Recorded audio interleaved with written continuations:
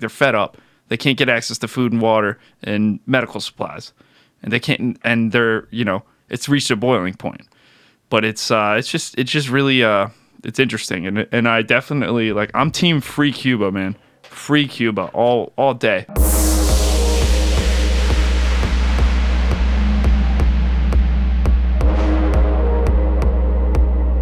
What's cooking, everybody?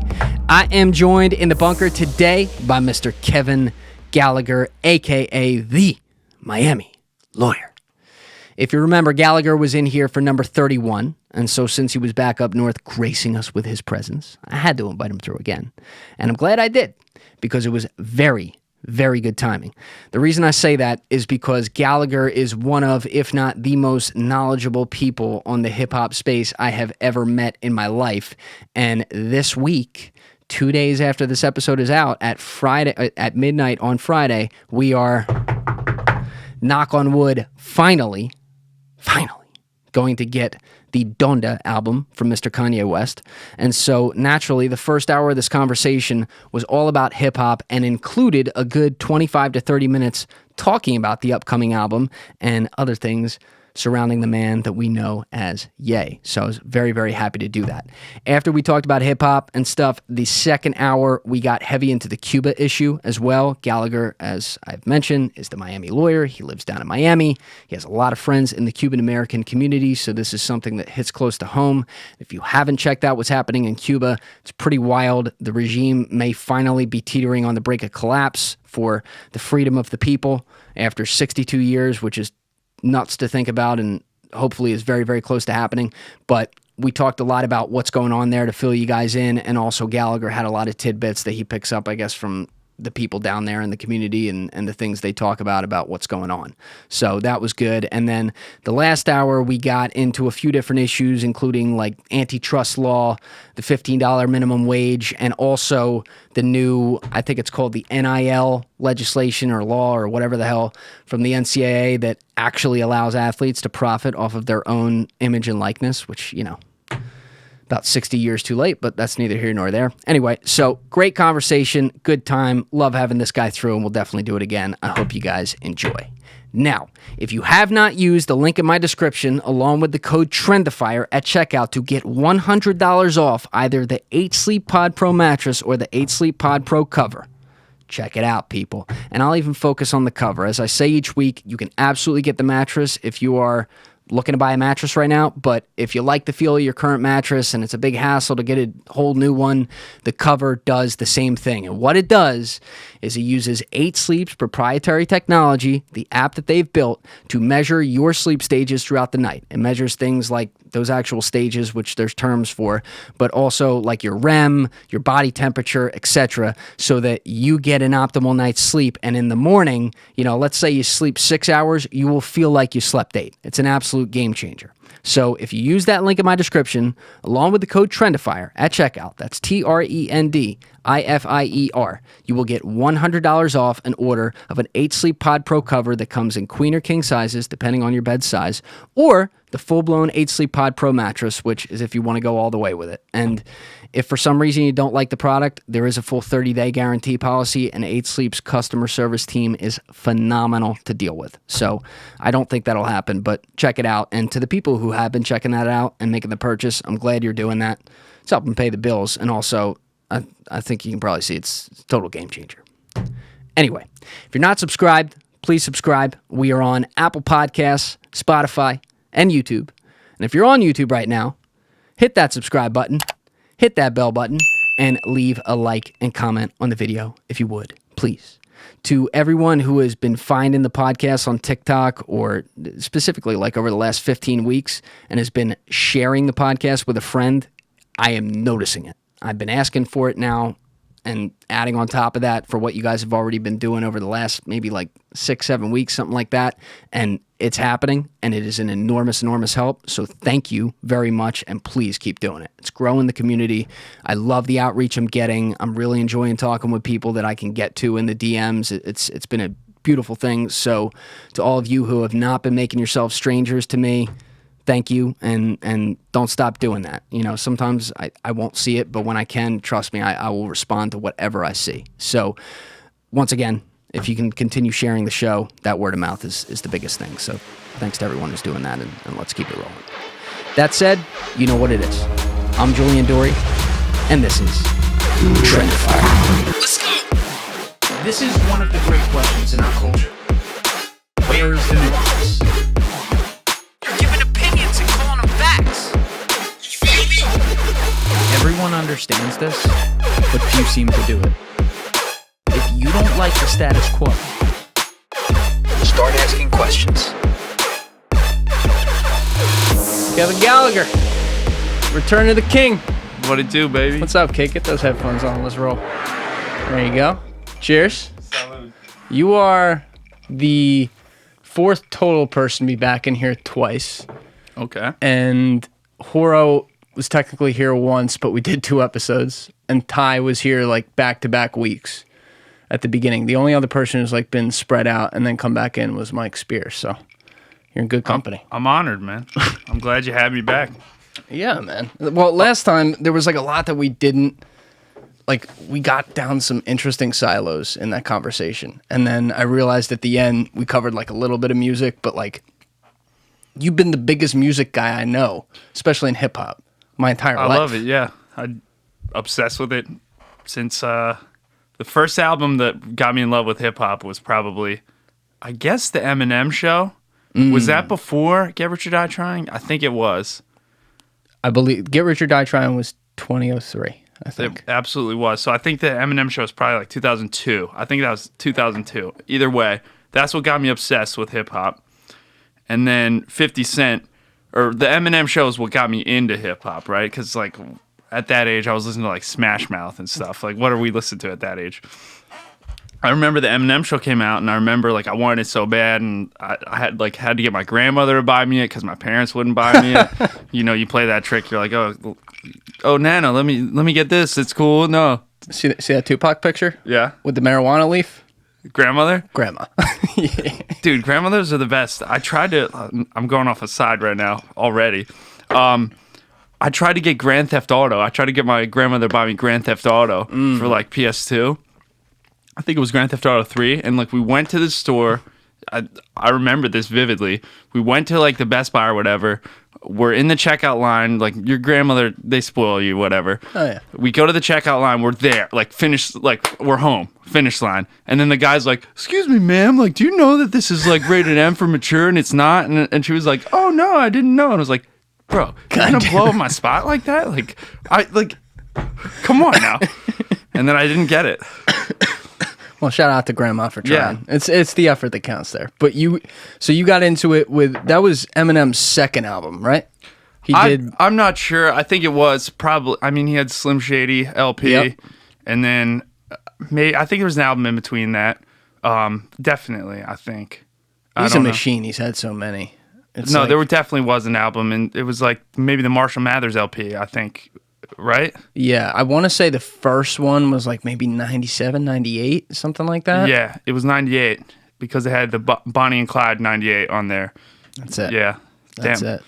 But dude, I'll never forget the moment. I was like watching TV or whatever. Like I would actually watch like TRL. Like that's what you did when you got home from school back in the day. You would go on like AIM. You'd like do whatever. You'd watch like TRL. You know, ride your bike, whatever. I remember when I first saw. I was like, I heard the beat of In the Club, and I was like, oh damn, this is dope.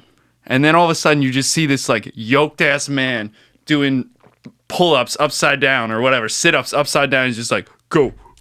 And I'm just like, oh shit, like who is this guy, and like how do I know he's about to take over the rap game for the next 10 years? He had the thing, like he had the look.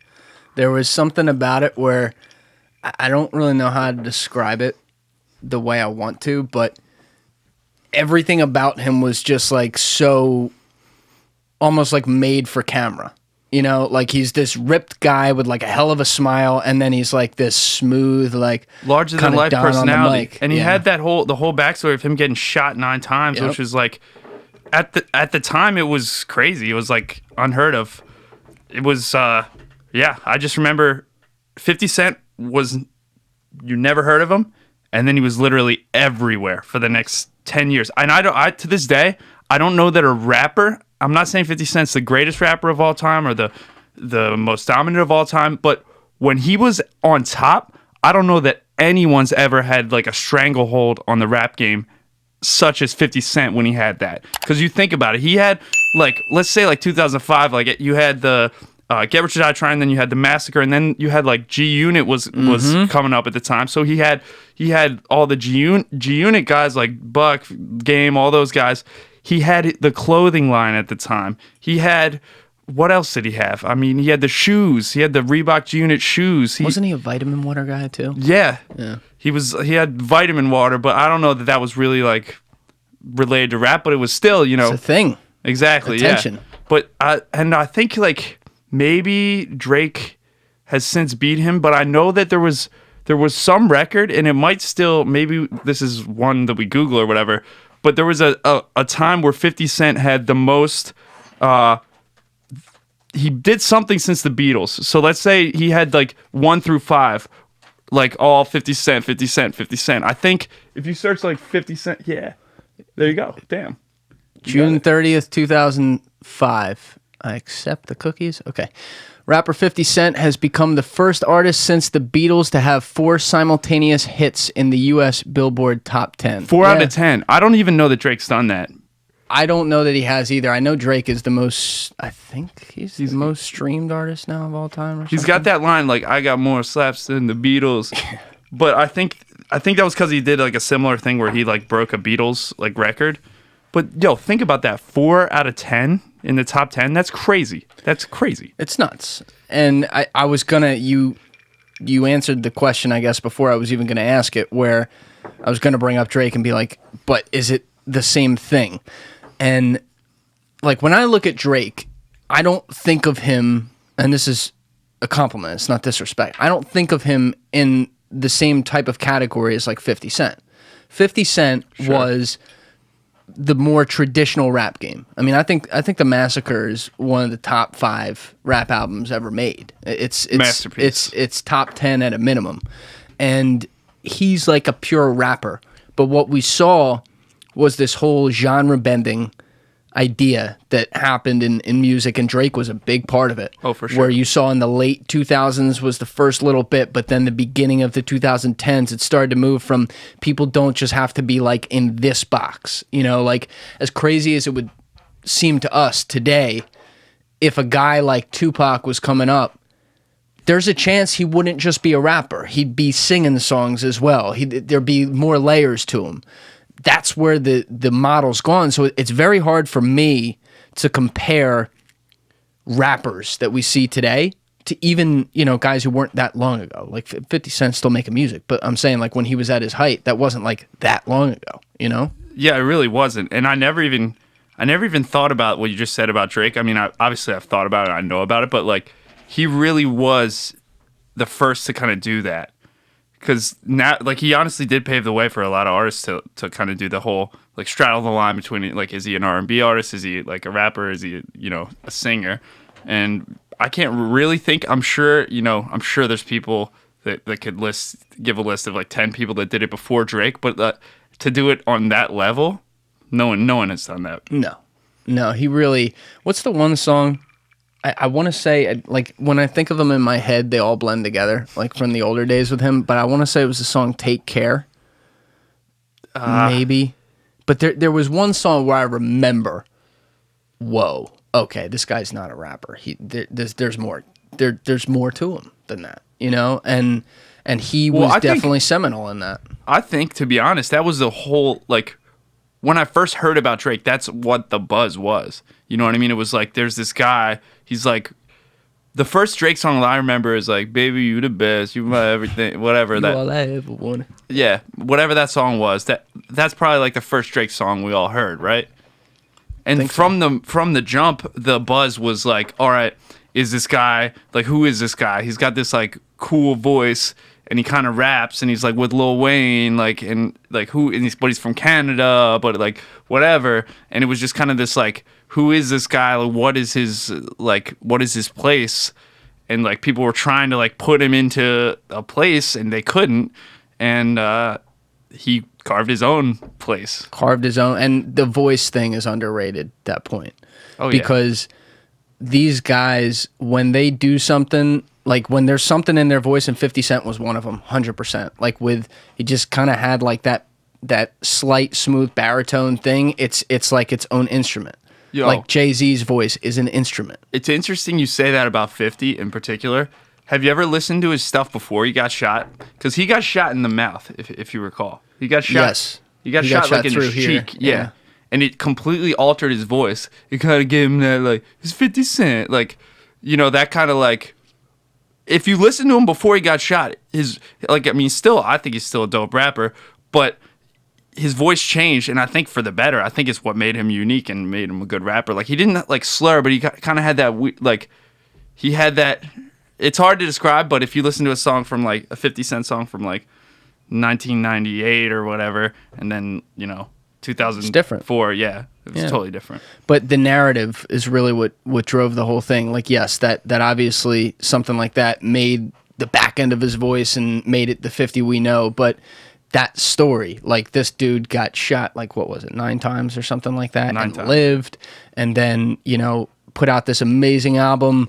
You know, there was a full blown storyline narrative. Movie about his life. Yes. I forgot about that. Yeah, he had a movie. Eminem was a white rapper, like legitimately like a white kind of hood rapper. That didn't happen at the time. And then there was the full, like he was doing it on the 8 Mile. It became the movie 8 Mile. But we've seen this whole shift, like like when 50 was coming up, it was unbeknownst at the time to us, it was a huge turning point in rap to where it started to move away from, oh, you have to be like a hood rapper from, you know, New York or LA to, wait, you can be from all different types of backgrounds and do this. True. I also think you made a point. You said when 50 was coming up in the state of the music industry, when 50 Cent was coming up, and this is another point when I'm arguing and saying like, all right, 50 Cent, no one had the stranglehold in the game that he had. That was the most healthy time for the music industry.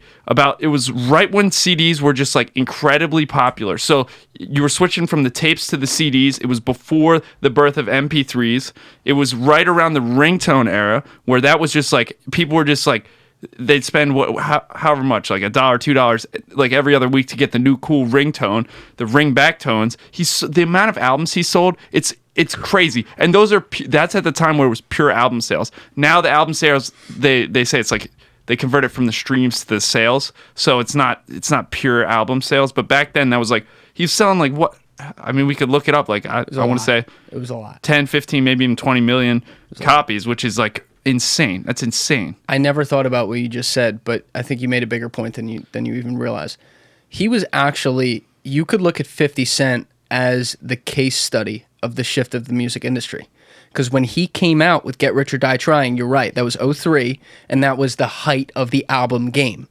2005, The Massacre, that was, I remember this, because, I mean, I was young, but I remember me and Nico were listening to that album right when it came out. Nice. And you know how we were listening to it? It was right after this thing, LimeWire, came along and had gotten into the mainstream. Nice. So, in a way, that was the first, and some people out there actually don't know what I'm talking about with LimeWire, which makes me sad. But in a way, it was like... Those poor young TikTokers. I know, man. It was like the first time where music started to shift to, wait, there's the internet now. We can just, it's a digital file. We can share it. And so then by the time he went to do his next albums, now it was, that world was people dropping, whether it be from LimeWire or like the earliest, not streaming, but you know what I mean, like platforms that were offering some sort of like knockoff digital copy. People were dropping those files into their iTunes. And so it was the first time where music was getting stolen. And that's also, not for nothing, that's how Steve Jobs got a stranglehold on the industry, because he came out with the iPhone at the same time, and it was when the iPod had just built it all in, and he was like, oh, well, you know, you're going to do it for less, but you're going to make something with me. Yeah. I got to tell you, man, I still download MP3s. Like, I still download for most of my music. I mean, I obviously pay for Spotify, but for some reason, I just have always liked to just have the song, because it's so fickle. Like, Watch the Throne wasn't even on any like streaming platforms until like recently. Oh, because Jay-Z's Yeah, weird because it with was that on shit, Tidal or whatever. And like, there's a lot of just like songs or like mixtapes and stuff from back in the day. Like, I'm one of those people where it's like, I have my songs on my phone right now, and they're like, I have the MP3 files that I own, maybe through legal means, maybe or not. Whatever. I don't think they're coming after you. Whatever. And yeah, I just like to have that. And I still like, I'll rip the songs off of Spotify to this day. Like, I will, if I like an album, I will rip it, or I'll, maybe go on a torrent website and get the album, maybe, hypothetically Speaking. Allegedly. Yeah, but it's to me, like, I feel like I don't own it unless I have like the MP3 file, and it's kind of weird. And I'm also like a nerd about the audio quality. It has to be the bit rate has to be 320 kilobits. Yeah, I know. Love you. It's excellent. Yeah, You know all the way around. That's what I like. Yeah. You know all the way around. Like, you're into the details of that. But that's actually, I remember like the first time I got Apple Music, which is now like a long time ago, and I didn't realize that that's how it worked. Like, they had to license. I mean, I knew that inherently, but I just assumed all these artists put all their music on there. Like, that's where people are going, right? But then I noticed, I the first one I ever noticed it with was Reasonable Doubt. I went to go stream Reasonable Doubt, the 96 album from Jay-Z. And I'm like, where the fuck is it? It's not there, yeah. It's not there. So, there are songs like that, and I'm the same way. I'll go get the MP3 because I need it, right? Like, it needs to be on my fucking phone so I can listen to it whenever I want. But it's kind of weird what streaming did to music, because you then had like the app culture after the iPhone came out, and Apple already had everyone kind of like hostage at the time. The app culture comes out, and you get something like Spotify to come in. You get SoundCloud, where people can also, SoundCloud made rappers for a long time. That's where Fetty Wap came up, Juice WRLD, like all these guys who blew up. For sure, Lil Peep, they all came up through there because they were able to just take their music straight to the people with a quick upload. It's nuts when you think of it in the context of not only what it allowed for like connectivity of assets so that anyone could go listen to this music on demand quickly, but it also allowed for creativity, and it allowed for exchanging beats and then creating new things on top of them, and then opening that up to people who didn't wear a suit and say you're in the music industry because I say you're in the music industry. Yeah, it's wild. SoundCloud really changed the game. It really did. There would be, like you said, there'd be no Fetty Wap, no Juice WRLD. Who else did you say? Post Malone was on there. Post Malone, damn. Lil Peep. Yeah. And I'm forgetting a ton of people. There were Trippie Redd, all these guys. They were all on there. I don't know this one for sure. I think Sway Lee was on there. Okay. Yeah, it's kind of wild because, and I hate to like, I guess I'm dating myself here, but like mixtapes actually used to be a legitimate, like, some guy like selling CDs on the corner, and then mixtapes became, it was like datpiff.com. You drop like a mixtape, and that was the thing. And like that's how artists did before they blew up. They would have these mixtapes where they were not directly they probably weren't signed at the time, and they weren't receiving any direct compensation from sales because it was free.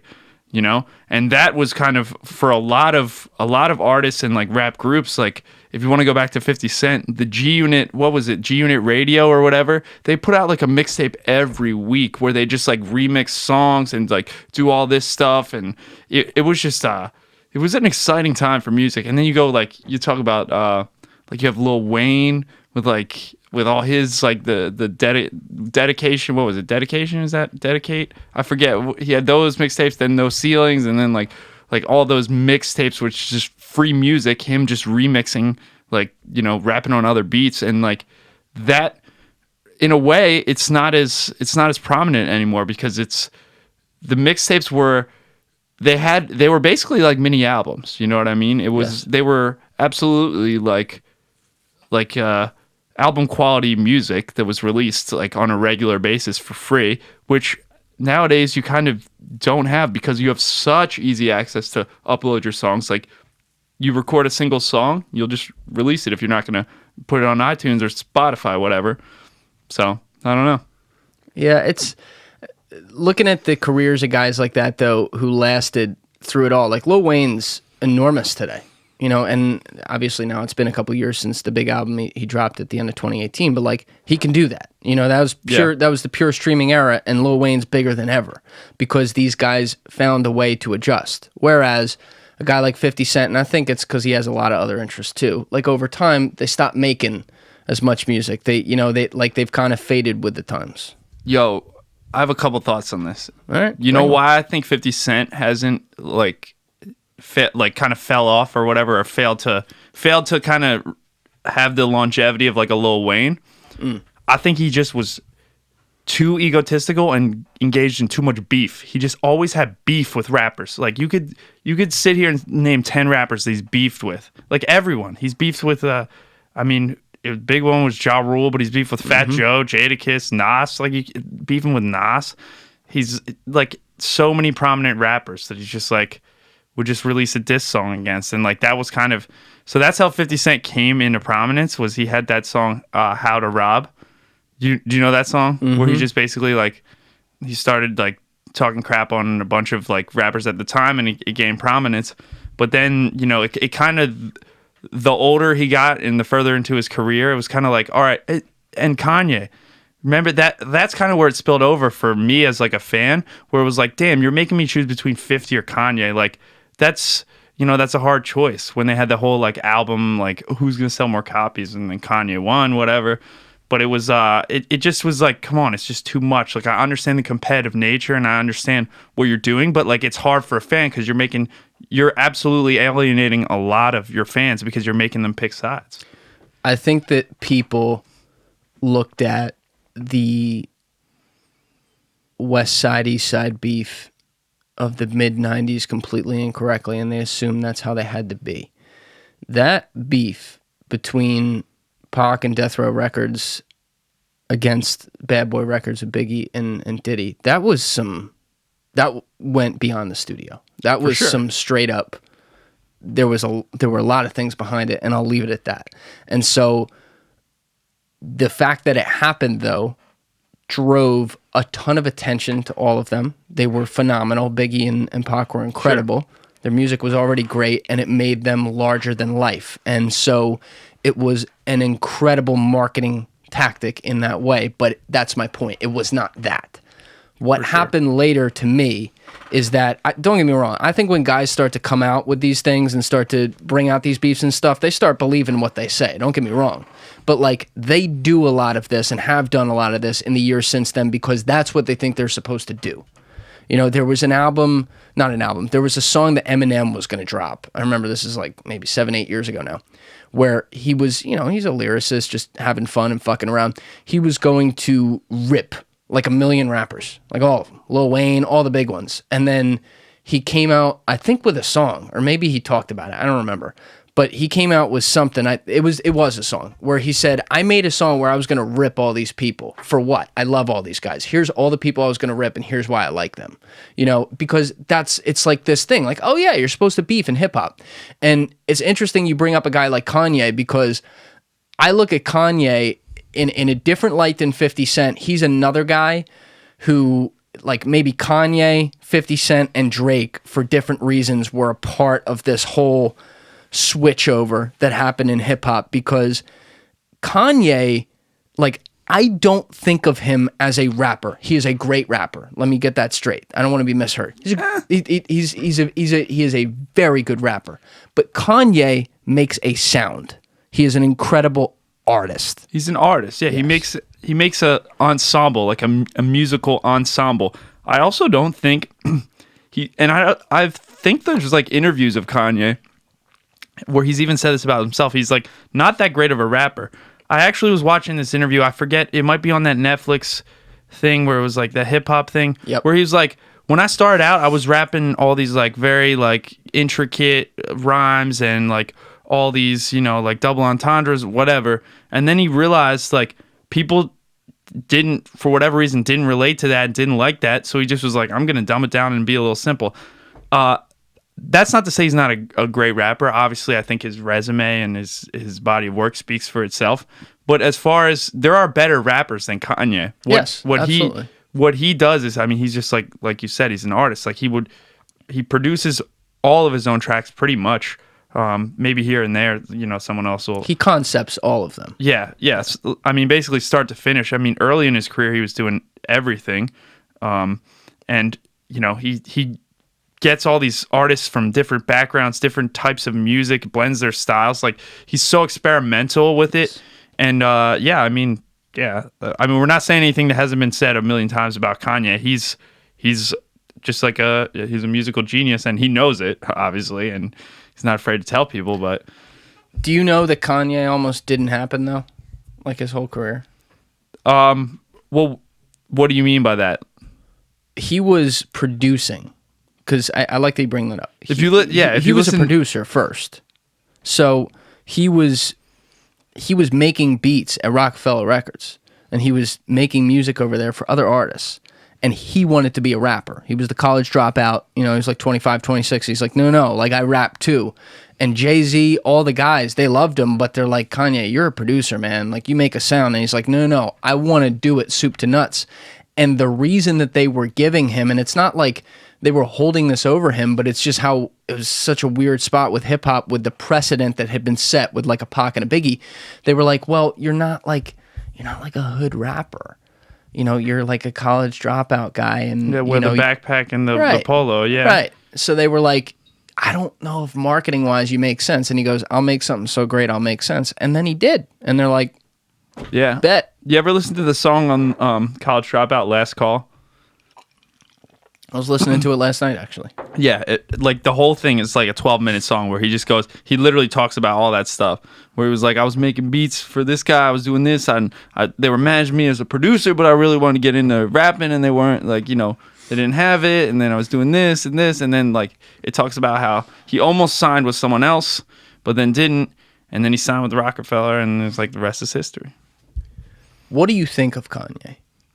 I mean, that's a possibly loaded question. It is. Let's go. What do I think of Kanye? I mean, look, I think almost every person can say that there's shit about Kanye that they dislike. There's stuff that he's done that's like, all right, like that's pretty crazy, or that's I disagree with that. However, I think the like art, the literal art that he's made with his music, I guess you could get into fashion or whatever.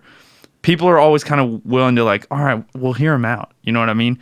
Whereas like some artists, if he wasn't at that top level, you would, you'd tune him out after a while. You'd be like, all right, he was good. Maybe he had a couple, and I don't like, for instance, like if 50 Cent, I don't think he has like that same type of like, where people are just like willing to always like hear what he's releasing or what he's got going. I think, I think it's just Kanye. He's so good at what he does that it's like, shit, like he's dropping a new album, like everyone's going to listen to that and at least give it a chance. You know what I mean? He is a pure through and through creative. Like if you're somebody that thinks that way, uses that side of your brain, and that's what you do for a living or whatever it is you make, and you don't understand him, I almost don't get that. Because, and then if you're not someone like that and you don't understand him, I get why you don't. But he is frustrating though at times, because it's like, sure, you're like, dude, what are you doing with this Trump shit? Like, you're not like what is your end game with that, man? Like, and like, why are you, and then it's like, all right, I'm only gonna make gospel music. It's like, all right, that's fine, like fine, that's your choice, whatever. But it's like, you're not like a pastor, man. Like, like you still are like doing other stuff, and like 2 years ago, like a year before you all gospel music, you made that like horrible song with like Lil Pump that was like not gospel. Like what are you doing? And I don't know. He's frustrating, but like I always give him a chance. He wears it on his sleeve, though. You see everything that's great. You see everything that's bad. He does it pretty publicly, and I think over time, there's a thing where people just recognize, like, his music's phenomenal. That helps. Like, it's the same way that, like, some of these guys who commit horrible crimes and still get signed by a team, and then they say, well, you didn't sign the backup who did that. Yeah, because he sucks. This guy doesn't. It's the same thing. Like, in society, people think that. But with him, I think I think that he is so smart, like intellectually brilliant, and then adds a layer of like OCD creativity to that he gets down these silos of thoughts and then doesn't separate his mind from the mic. And I'm not talking about the mic on the songs, though that happens too. I'm talking about like in public with people and giving ideas and putting shit out there that he can't help himself. And he's just so, like, he's passionate about it. Like when you watch him, when he went and visited Trump in the Oval Office, the guy, I mean, he's sitting there designing the next Air Force One, and Trump's looking at him like he has 10 heads, but he's like, that's what he thinks. And he's building this amazing thing that they're never going to build.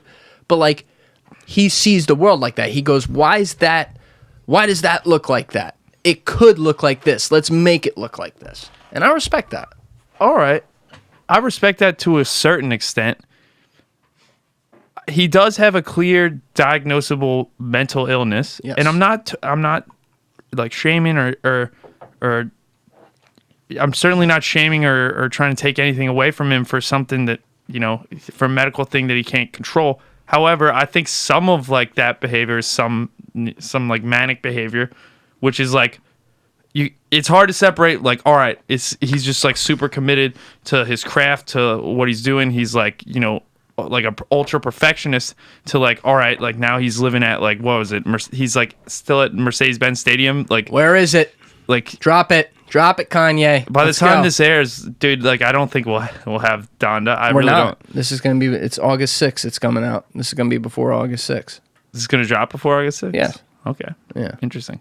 I turn these around in 4 to 10 days, depending on the episode. Okay. You sat on the last one for quite some time. Your episode was yours and Anthony Fenue were the two that I sat on, because outside of one thing we talked about in there, nothing aged. I was watching it each week and I was like, oh, I could put this one ahead of this one. Smart, yeah. And so then I waited. There was one thing in our conversation that aged the day we put it out, but that's why. Gotcha. Okay.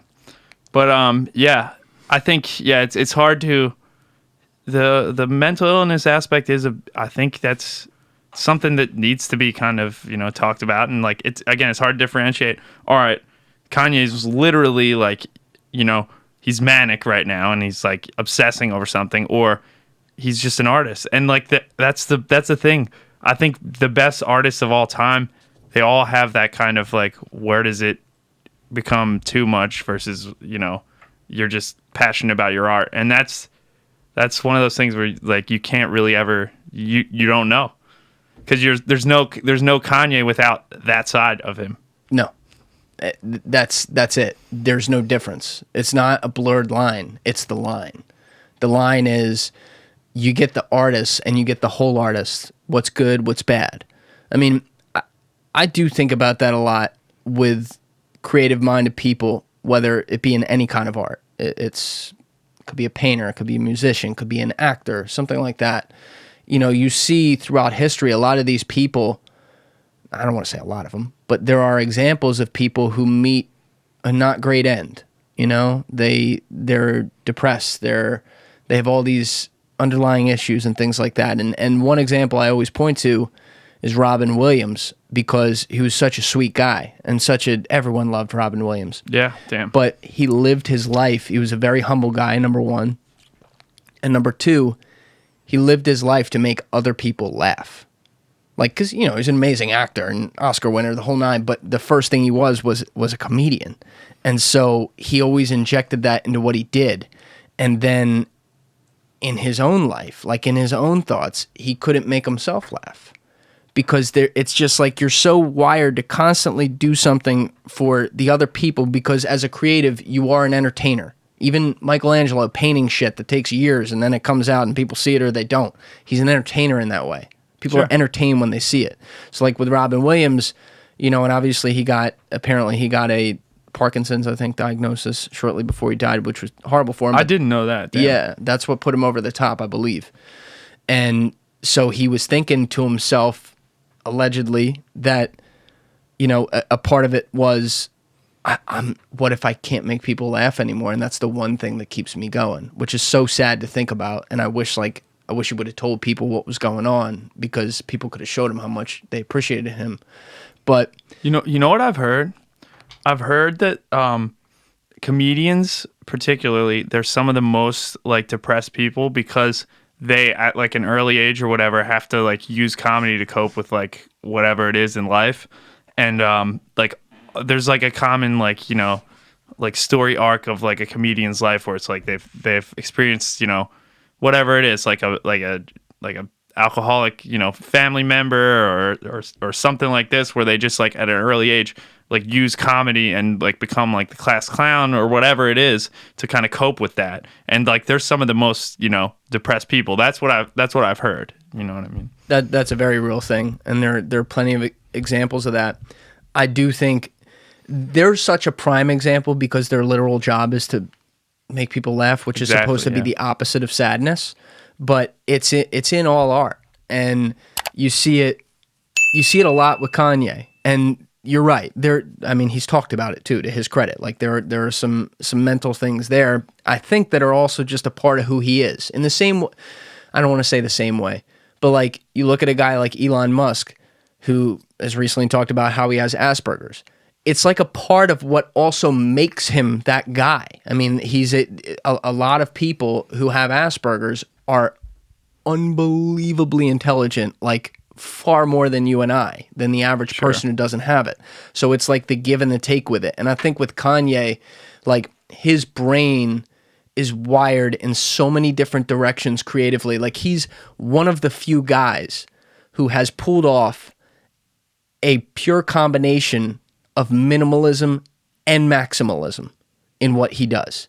You know, you see him, prime example, you see him go into Mercedes-Benz Stadium to do the Donda release party in an all red outfit on an all white turf. It's simple. One main color on the purest, cleanest color there is, the blank color of white, right? Mm-hmm. But then you see the same guy will make crazy designs on his shoes, which I think he was wearing, I forget what shoes he was wearing that night, but you see some of his Yeezys, they're maximalist, right? Some of his songs, like Runaway, classic great song he made. Simple on the front with the E major key, bum, bum, bum, bum, bum, bum, bum. And then how does the beat go? The beat drops into it, stays pretty simple, but then towards the end, what does he do? He uses the synth and then puts these, what's the word I'm looking for? Like spaghetti lyrics on the back end through a vocal effect where you can't hear them and you have to try to make out the words, and maximalizes the song. It's all in one song right there. Yeah. He is a walking, like, polarized contradiction of a person, but he's able to make these things that the way he presents it to us, we all go, oh fuck, we need that. Yeah, I would agree with that.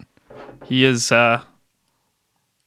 it's a very paradoxical way to look at things. Yes. He's minimalist, maximalist, and yeah, it works. What did you think of the Jesus is King album though? To be honest, I'm not like a big gospel guy, so I probably listened to it, and then like once, and then I probably didn't tune in that much after. So I didn't really listen to it just because I'm not a gospel guy. That's not like what I listen to. What about you? It's not my favorite of his. It was great work, but like there's still kind of that wall, like, and no disrespect on it, but you know, I'm not. Jesus Walks was one thing because it was kind of a different context, and there were a lot of other songs at the time, so I was like, okay, that's interesting. I'm cool with like peppering in some gospel, whatever, but like, again, that's what I'm saying about it. That's pretty alienating by Kanye, right? Because you're alienating a lot of people when you're making a purely gospel album. I understand that that's what he feels and that's his belief and that's like what is in his brain and that's his truth at the time. However, it's hard for, you know, not everyone is Christian and not everyone is super Christian. And most people don't listen to gospel music, you know? So it's alienating, and it's probably deprives a lot of people of good music when you make it just about that subject matter. Now, I'm not saying he's got to make it about like, you know, like doing drugs and women and all this other shit, but he could, you know, maybe make it a little more secular. That's all I'm saying. You know what I mean?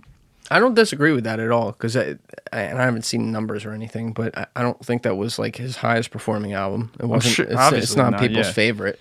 It is polarizing, but that's to your point. That's part of like he builds over the long term. Now he's dropping an album, which we're still waiting for once again, where it's like that's not the direction he's going, but there's still, he keeps themes of it in there. We've heard about that. Some of the names of the songs. Like now he's taking like little themes that he had from that era, like that gospel era, and he's keeping it in his music. But now he's got Travis Scott on the song. You know, so there's like a little bit of okay. He's got Jay-Z on one of the songs. Bro, did you hear that? Yeah, I did hear that. That's pretty dope. It just gives you hope that it's like, all right, word, like they're cool now, cool enough to make a song together. What was the story there? Well, cause Kanye just kind of went off the deep end, and like he was saying I don't know, I don't remember what it was. Maybe he was like tweeting some crazy shit or something, but like obviously Jay-Z was like, I'm gonna keep my distance from that. I forget what it was. I think it might have been Twitter, might have been just a combination of all this. Like, you know how Kanye was like and is like. He's polarizing. You gotta expect that though. If you're like, because I heard there was something too with, and I don't know much about this because I have to say I'm a little uninformed on all the Kardashians. I vaguely follow like who they are and what's going on, but I don't sit there and watch the show or read the tea or whatever the shit is. But like, I think I did hear TiVo every episode. The what? I said you TiVo every episode. I did not, but I think, and isn't it done now? It's not on there, I don't right? know. Okay. Yeah, you don't know. But I think there was something where also in there where like either Jay-Z or Beyonce didn't like Kim and Kim didn't like them. And then he got married to Kim, and then because he got married to her in maybe like 2013, 2014, something like that. They had Watch the Throne in 2011. And then I think that or a song right after was like the last time Jay-Z was on something with him. I think Watch the Throne, right? Yeah, maybe they did like one song after that, but that's pretty much like he was on a lot of his songs coming up, and then he wasn't. And so then he comes on this new song on Donda, and I was like, oh, there it is. Actually, I know the song. It was the pop style remix or something. It was a Drake remix. That song? The Throne remix. It was it was pop style Throne remix.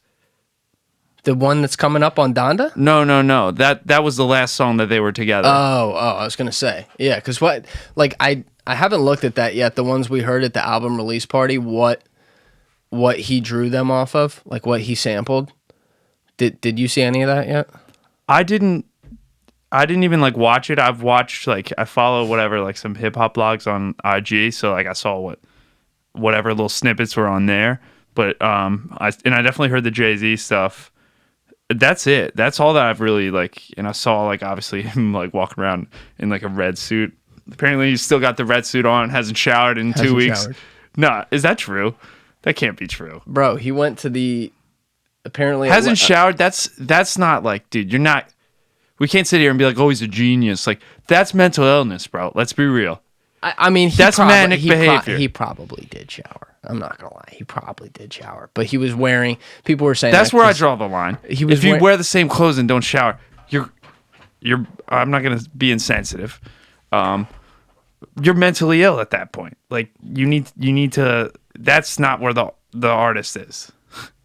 I draw the line there. All right, yeah, that's probably fair. Shower, but dog. You could still work on your craft and smell good. That's where I think he has a little bit like, and I don't blame him. He's got a little bit of the marketing gene. So the story on staying at Mercedes-Benz Stadium, sleeping there in a full living quarters with a chef and Mike Dean, like and a bunch of weed, that came out after he attended that soccer game like 2 days after the album release party because he went to the game and they're like, oh, Kanye's here. And he was wearing the same outfit with the same mask, which is a whole nother thing. And then they're like, oh, he hasn't showered or whatever. It's a good marketing ploy because then the story leaks out like, oh, he's staying in Mercedes-Benz and making the album, and people are like, oh my God, and now they're locked in again because he's dropping an album 2 weeks late because he wants to perfect it, and that's never an excuse for fans. Yeah, remember? Damn, we're talking a lot about Kanye. Remember Life of Pablo where he'd just like edit the tracks after they were like uploaded? Yeah. that was kind of interesting. Remember that? He was like, yo, I'm gonna fix waves. And people are like, what? Or not waves, wolves. He's like, I'm gonna fix wolves. And they're like, what? And then there's a new track on there after. And they're like, oh, he did fix it. It's nuts. Yeah. I don't know how you can like live like that. Like, dude, just put it out there. Once it's done, it's done. Like, you gotta have like, you gotta have like deadlines and like certain like schedules and like rigidity to your life. Like you and I couldn't live like that shit. You just have to set a point and say like, look, if I'm an artist, if I'm a musician, I'm gonna finish it by this date. If I don't, whatever, I will put out what I have, or at least not make it so public. Like, maybe if you make it a mental deadline, you don't hit it, but once you make that shit public, you better be damn close to be finished at the time, and then you better finish by the time. And like, it's with anything, and like in school or in college, law school, whatever, it's like you have a deadline for like papers and all that stuff. And like me as an attorney, like there's like a deadline to submit a brief or whatever with the court. Like, sure, could I use an extra week on a certain brief and like make it perfect? Absolutely. Right? But when there's a hard deadline, and if I miss that deadline, then, it's not really like, that's not an option to miss the deadline. So you just have to put what you have at that point. Could it be better? Always. It could always be better. You could always make a better argument, fine tune it, whatever. But you just got to be done with it. And like, a lot of times, like that brief or whatever might still win. It might still be great, and it might still win and get the job done. And like, as with a song, that song's probably still going to be good and still going to be like a great song. You know what I mean? But in his mind, he's like, nah, dude, the drums don't sound like the snare doesn't sound right. But like, it probably sounds good enough, man. That's the difference. I know, and that right there is the difference. Yeah, and that's the thing where it's like art, you can't really quantify it, like, and it's hard to say, but like, I don't know. I think at some point, like, Kanye's probably like getting way off in the weeds about like some random shit where it's just like, dude, just drop the song, just drop the album, it's amazing. Just drop the album, really, just drop it, please. But it's why I respect it. It's what makes him great. And I'll say this. That's why I'm very grateful that I spent time out in like a rigid corporate world, because if I didn't, I wouldn't have that balance of recognizing that you need both. You need, if you're a true creative and making shit, you need that perfection gene. Every single little thing that goes into like a TikTok video I make, I know every single detail on it. And most videos, once I put them out, I hate them because I see something wrong that, like, even if I knew it when I was putting it out, I still had to put it out though. You know what I mean? Because I have to create and put it out. Thank God I have that, because I understand this is the difference between like people who aren't in that world and then people who are. Like the business people, they don't understand that. But there is a thing, like you and I might listen to the intro of Wolves 600 million times and be like, oh my God, that's unbelievable. But if Kanye hears like the one little decibel in the back that's coming up at minus 35 at that one spot on the split second that hits him like a fucking brick every time, he can't have that out in the world. And he doesn't care if there's a deadline on it or whatever, like he needs it. But so don't you think that is a net negative? Because in my opinion, that inhibits like, maybe not creativity, but it inhibits, I think perfectionism to a certain extent prevents people from doing a lot of stuff because they don't want to do it until it's perfect or whatever. Like if you didn't put out your first podcast till it was perfect, you still wouldn't have put out a podcast. You know what I mean? If you wrap yourself up with like the tiny little details of, and this goes for anything, you know what I mean? It goes for anything in life. I think that definitely can inhibit you from actually doing stuff and accomplishing stuff. And it's obviously different for art and music. It's obviously different. But I think to a certain extent, that principle applies. That's a bigger point than you even realize, because yes, if you wait for here's where I'll hedge it. If you wait for the line of perfection because you truly want perfection and know how to get it, that's one thing. If you wait for the line of perfection and in the back of your mind, you know that you don't know what perfection is, meaning you are an up-and-comer and you haven't done it yet, you haven't seen what the audience likes, you haven't related what you can give versus what you also need to have to be able to take from the people, like what their response is going to be and what is good, what is bad, what plays, what doesn't. If you are then relying on that and then you never release, you're done. And I'm not going to name names, but I know people in my life or people who are close to people I know who don't put shit out because they're a perfectionist, but they're never gonna, because they're waiting on the moment where everything's gonna catalyze. If you sit on a great piece of content, whatever it is, whatever you make, music, sure, movie, whatever, if you just sit on it, you're never gonna create the first thing that creates the narrative, right? Like, go look at any basic social media page. Go look at someone's Instagram page that someone finds, right? Maybe they find someone when they're at 200,000 followers. And what happens is they go back and they look at some posts that person, because they go through their whole page, that person put up, I don't know, 2 years ago, that at the time, little did they know, that person put up that post and thought that was the one. They're like, that's it. I perfected this. It's everything I want. And it got 10 likes at the time. Sure. But the work was great. It just didn't have the eyeballs. And now the eyeballs found work after that. That's great. And now they go back and appreciate the work that was. You know, that's where the line is. Like, the people, if you're Kanye and you already have, at the time of Life of Pablo, you already have 7, 8 albums out, whatever it was, like 6, 7, 8 albums, and you're already Kanye West, and then I'll give him credit on that one, he at least put it out and then was fixing it after. You have the credibility to do that and the attention to do it. But if you're just some guy coming up and you're like, yo, I'm sitting on a war chest here, man, and you never release it because it's like, no, it's got to be perfect, you're probably just insecure about it, and you're afraid that people aren't going to give it 10 million likes on the first try, and you're going to become Post Malone. That's the problem. Yeah, I mean, the only thing that I have to really compare that to in my, I guess, you know, I'm an attorney, I practice law, is like writing a brief, right? So if I write a brief and I read it, I make sure it doesn't have any spelling errors. I make sure the content's in there. It says what I want it to say. It conveys my argument accurately to the court. And again, proofread it, make sure whatever. It's finished and a finished product. I can put that down and then look at it the next day and find a bunch of things with it that could be tweaked or perfected. Do that the next day. And that could go on for an indefinite period of time. But at some point, you just got to say, look, this is what I want it to be. Sure, could things be changed about it? Could things be better? Maybe, but this is what I want it to be, and it is complete, and I've done my best on it. And I think that basic principle, again, it's hard to compare because, like, writing a brief's a lot different from doing a podcast, a lot different from making a song. But at the end of the day, if you've made the content, you have the conversations you have with someone, you have you've said the points you want to make. You're giving your audience the information that you want to give them.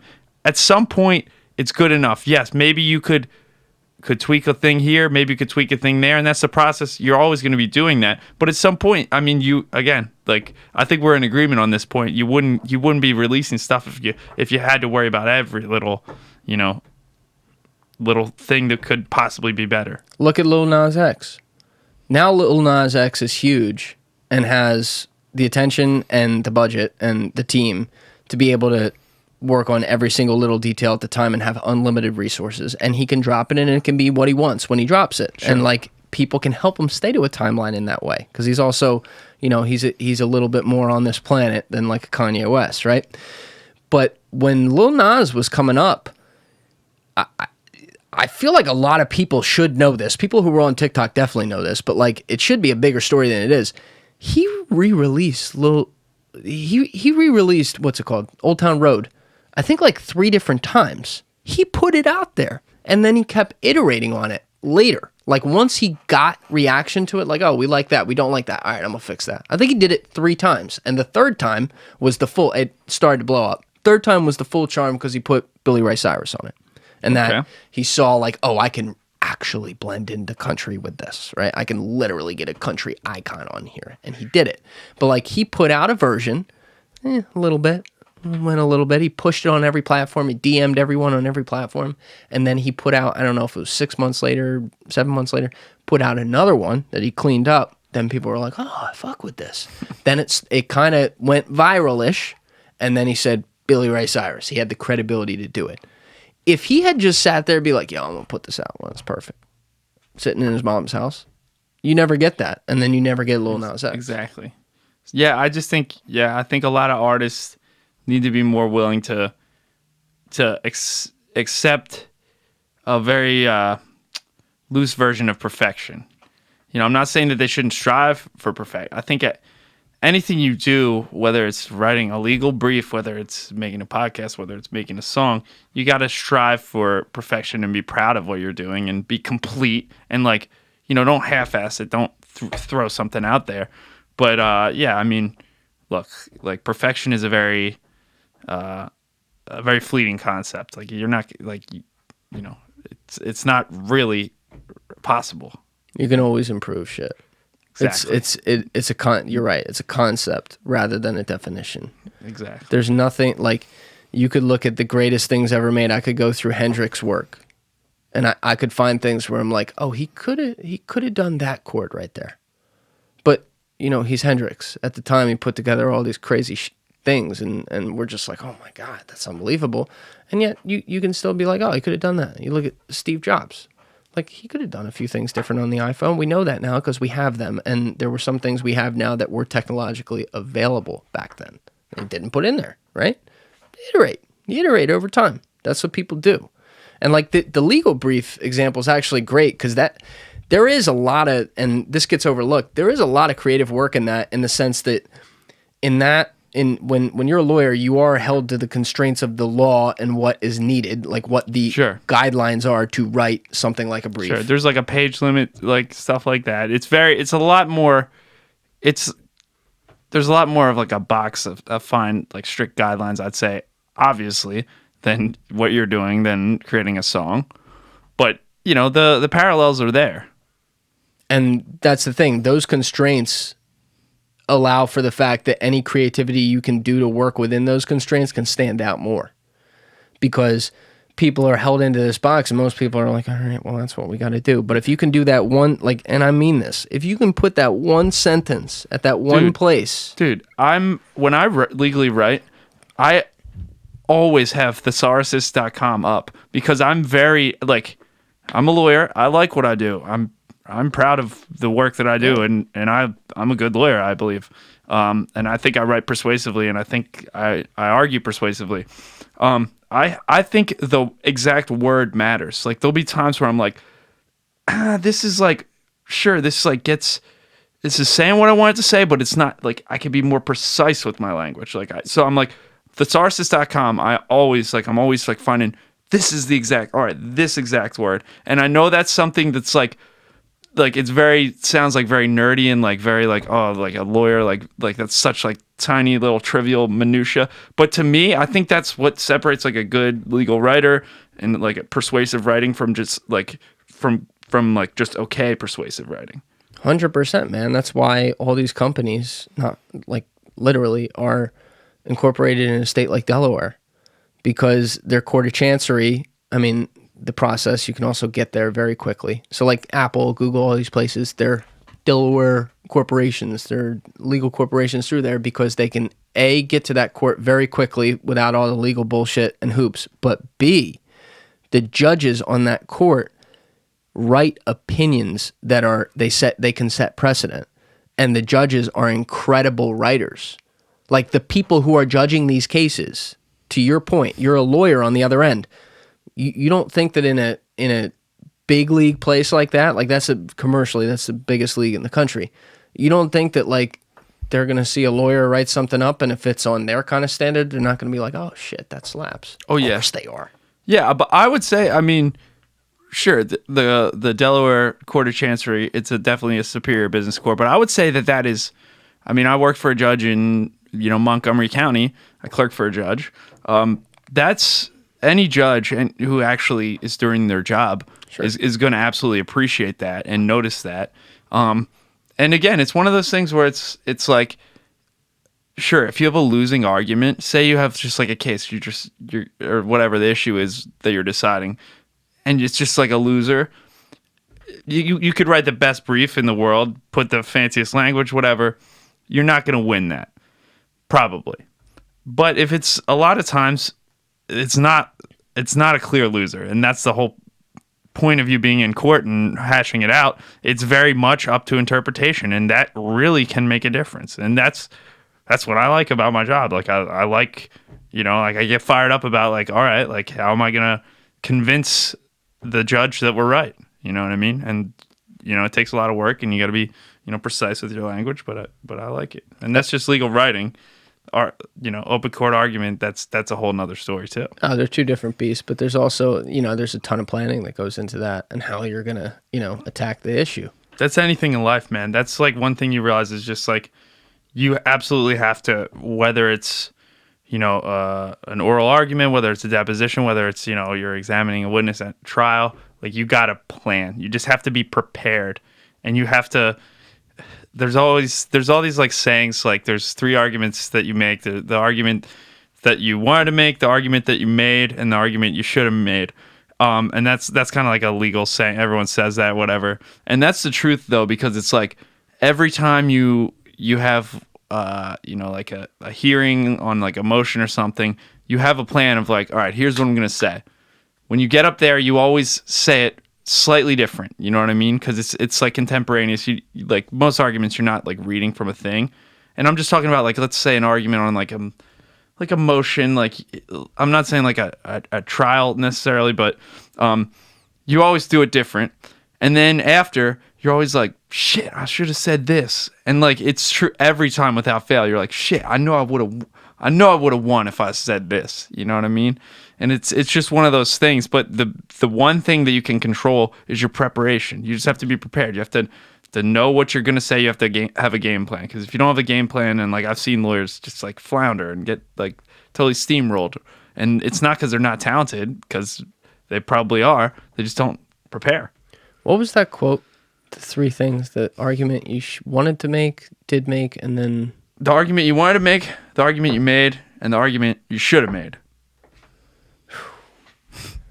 See, I wish and you do that for your career, and you're so into it and you're so fired up about it, which is, a lot of people go through jobs in life that they don't like, and it's great when I see somebody. There's a lot of shit about my job, which I'm like, all right, this is boring as fuck.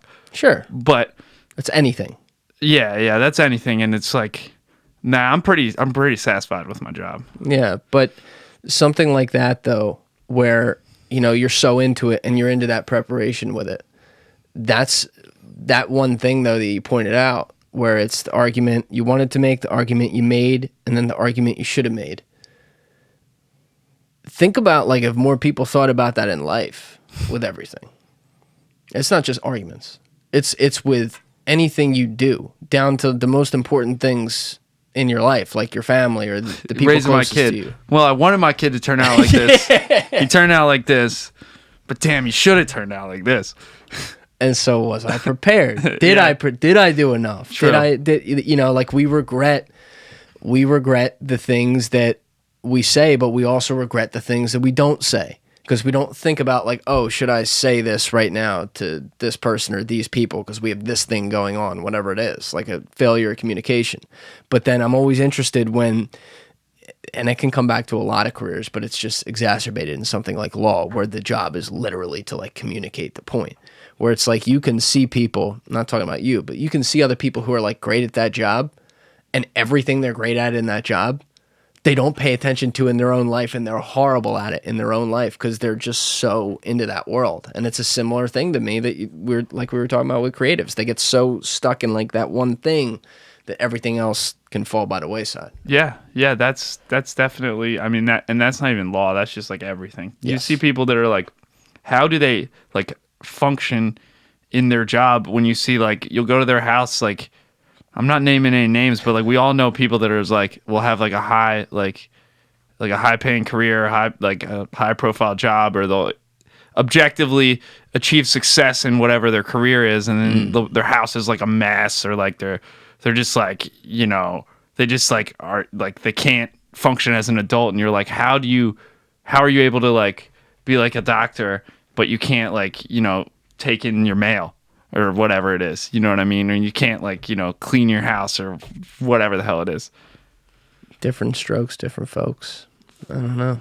Yeah. It is weird, like when things don't carry over, but also like people get so focused on like what they prioritize that then, and I do this in my own life with some things, like there are really simple things that just fall by the wayside. You know, it could be something as simple as you got to do this on your to-do list for the bills or something like that. And then 3 weeks later, you're like, well, that's been sitting there and I haven't done it.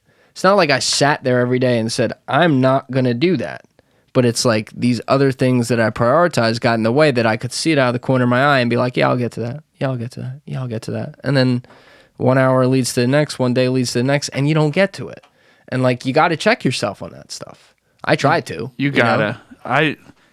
I mean, so I'm inherently like disorganized with a lot of stuff. I'm kind of like a little bit all over the place with stuff, but like, dude, you just gotta, you have to like check yourself with certain stuff. Like you just have to, you can't, like as far as, you know, some people, for them, it's like, you got to make your bed every morning. I'm not a like make your bed guy, whatever, you know, if I'm like, you know, if I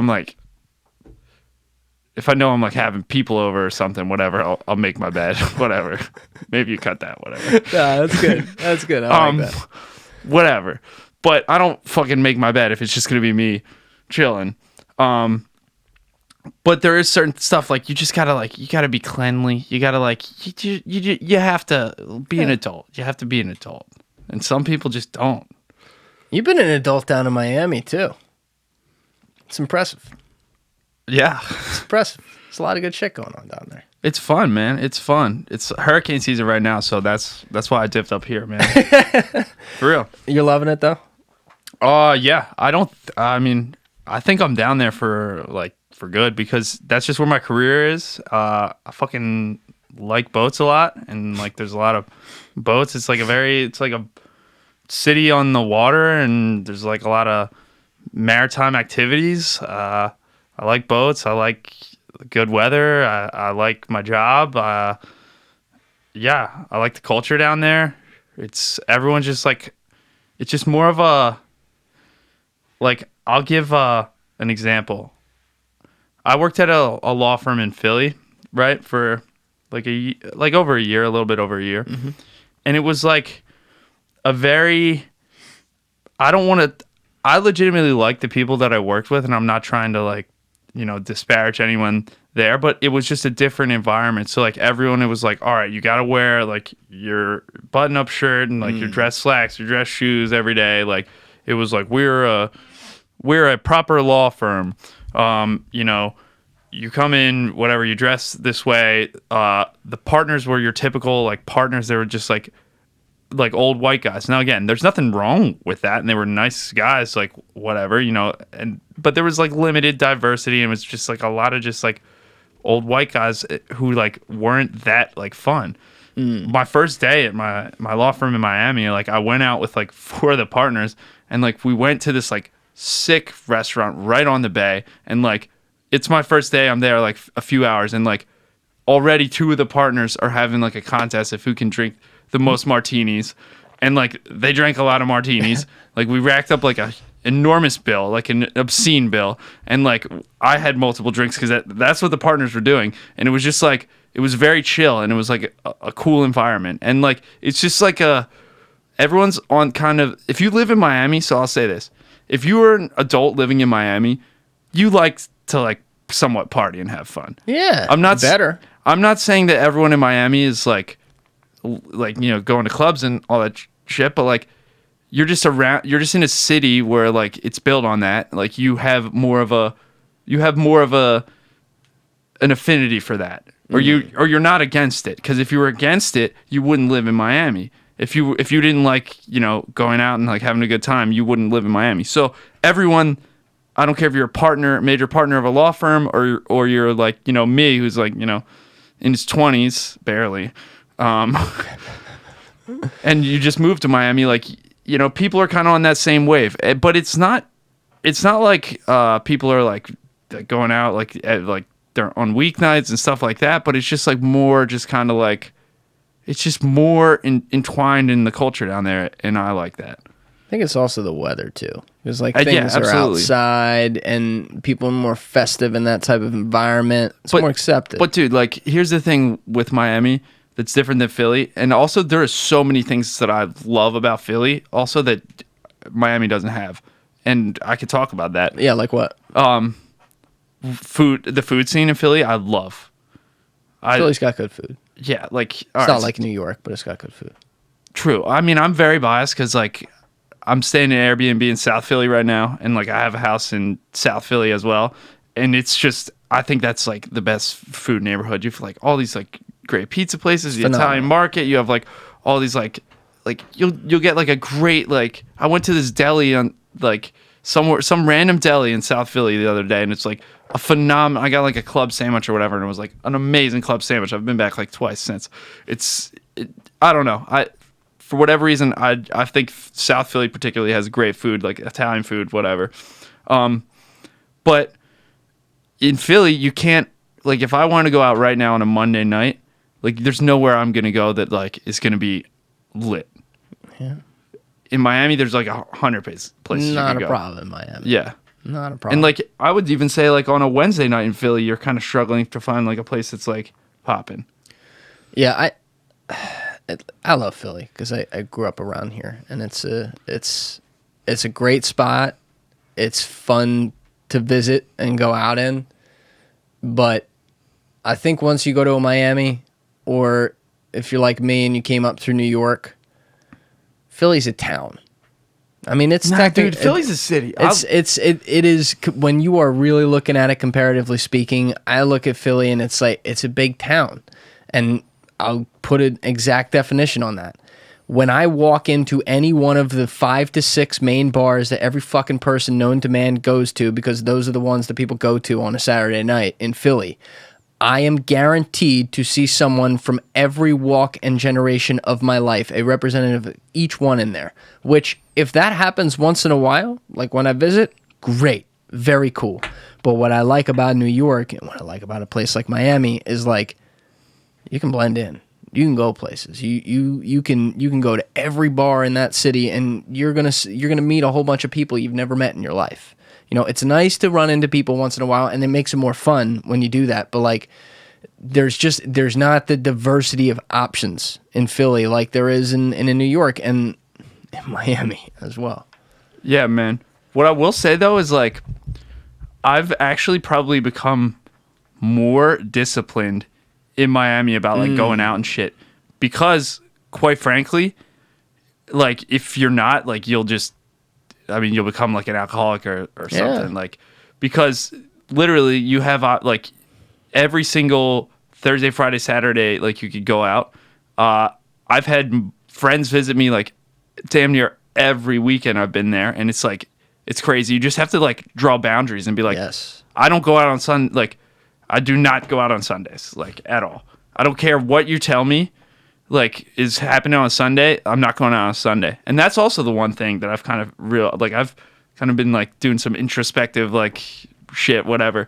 I don't have like FOMO as much in Miami because it's like no matter what you tell me, you're like, oh man, there's like this sick thing or like this sick like whatever. I'm like, dude, like all right, like it's going to be just as sick next weekend. There'll be another one. Yeah, it's like seriously, like try and tell me like something that's like, oh man, you can't. You're like, if you don't go here, like you'll never get this cool experience again. It's like it's just not true. It's like, all right, next week's going to be just as lit. Like, and the weekend after that is going to be just as lit, and it's going to continue to be lit. And like I'm not really like so it's like it's honestly a weird dynamic that like. But I think if you live there, that's how you have to be, because if you're not, then you just go, you're just going to spend a bunch of money and go out. Now, not that like there hasn't been like there was like a 2-month period there where I was just like going out every like Thursday, Friday, and Saturday, and I don't regret it. Again, not a Sunday. Sunday is where I draw my lines. Don't go out on Sunday. I never understood Sunday. I never understood Sunday fun days at college. It's a big thing in It's Miami. It's a big thing at college. It's a big thing in a lot of places, the Sunday fun day. I'm like, what are you doing? This is like the one day a week where you need to like get your body right so that you can be like a functioning human the first few days. Like me and some of my friends, we joke about it. Like our Sundays are like, yo, let's spend like $60 on some food that's really should be like $15 on Grubhub and just like not move from our couch. Yeah. Like, that's my Sunday, like a lot of times. Man. I agree. But what about like, because you went down there, what, July, August 2020? Yeah, about a year. Okay. So you went down there, what I would categorize like people, there were some people that started going down really like right after you, like in the fall. You were there. It's kind of crazy. Like I didn't like plan or whatever to like, plan. I didn't try and ride a wave or whatever. Cause I literally plotted that move for a while. Dude, you were the wave. I was the wave. It was you. I'm the yo, play waves right now. Dude, well, we can't play that on YouTube, but you were the wave. That's what I'm saying. People followed you down there. Yeah, man. All these tech companies followed me down there. But that happened, the tech thing, I mean, there were a few outliers, like the 8 Sleep guys, like Mateo, the founder of the company. He moved down. He was one of the first ones. He moved down there. Maybe. Are you slanging 8 Sleep right now? I'm slanging 8 Sleep a little bit. That was a subtle push there. Use the code TRENDIFIER in your bio, or in my bio description. It's get $100 off your order at 8 Sleep. You won't regret it. Anyway, thank you for that. But yeah, like they were down there, and there were a few other outliers who were down there, but people didn't start moving until that tweet on December 4th. And we talked about that last time you were in here because it was like underway. It was crazy what was happening. And at the time we were, I don't know, 4 weeks into it. And I'm like, and you were saying the same thing, like, let's see if this lasts or whatever.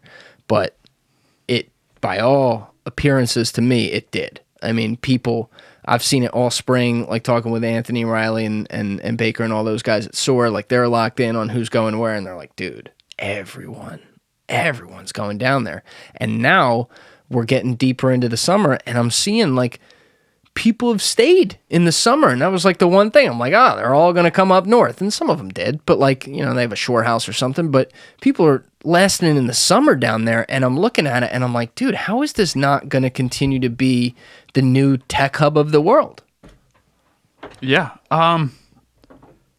Yeah, I think it's obviously a massive change. I think people are realizing that you don't have to be in Silicon Valley. I think that there are economic benefits. I think there are government regulation benefits to being down there.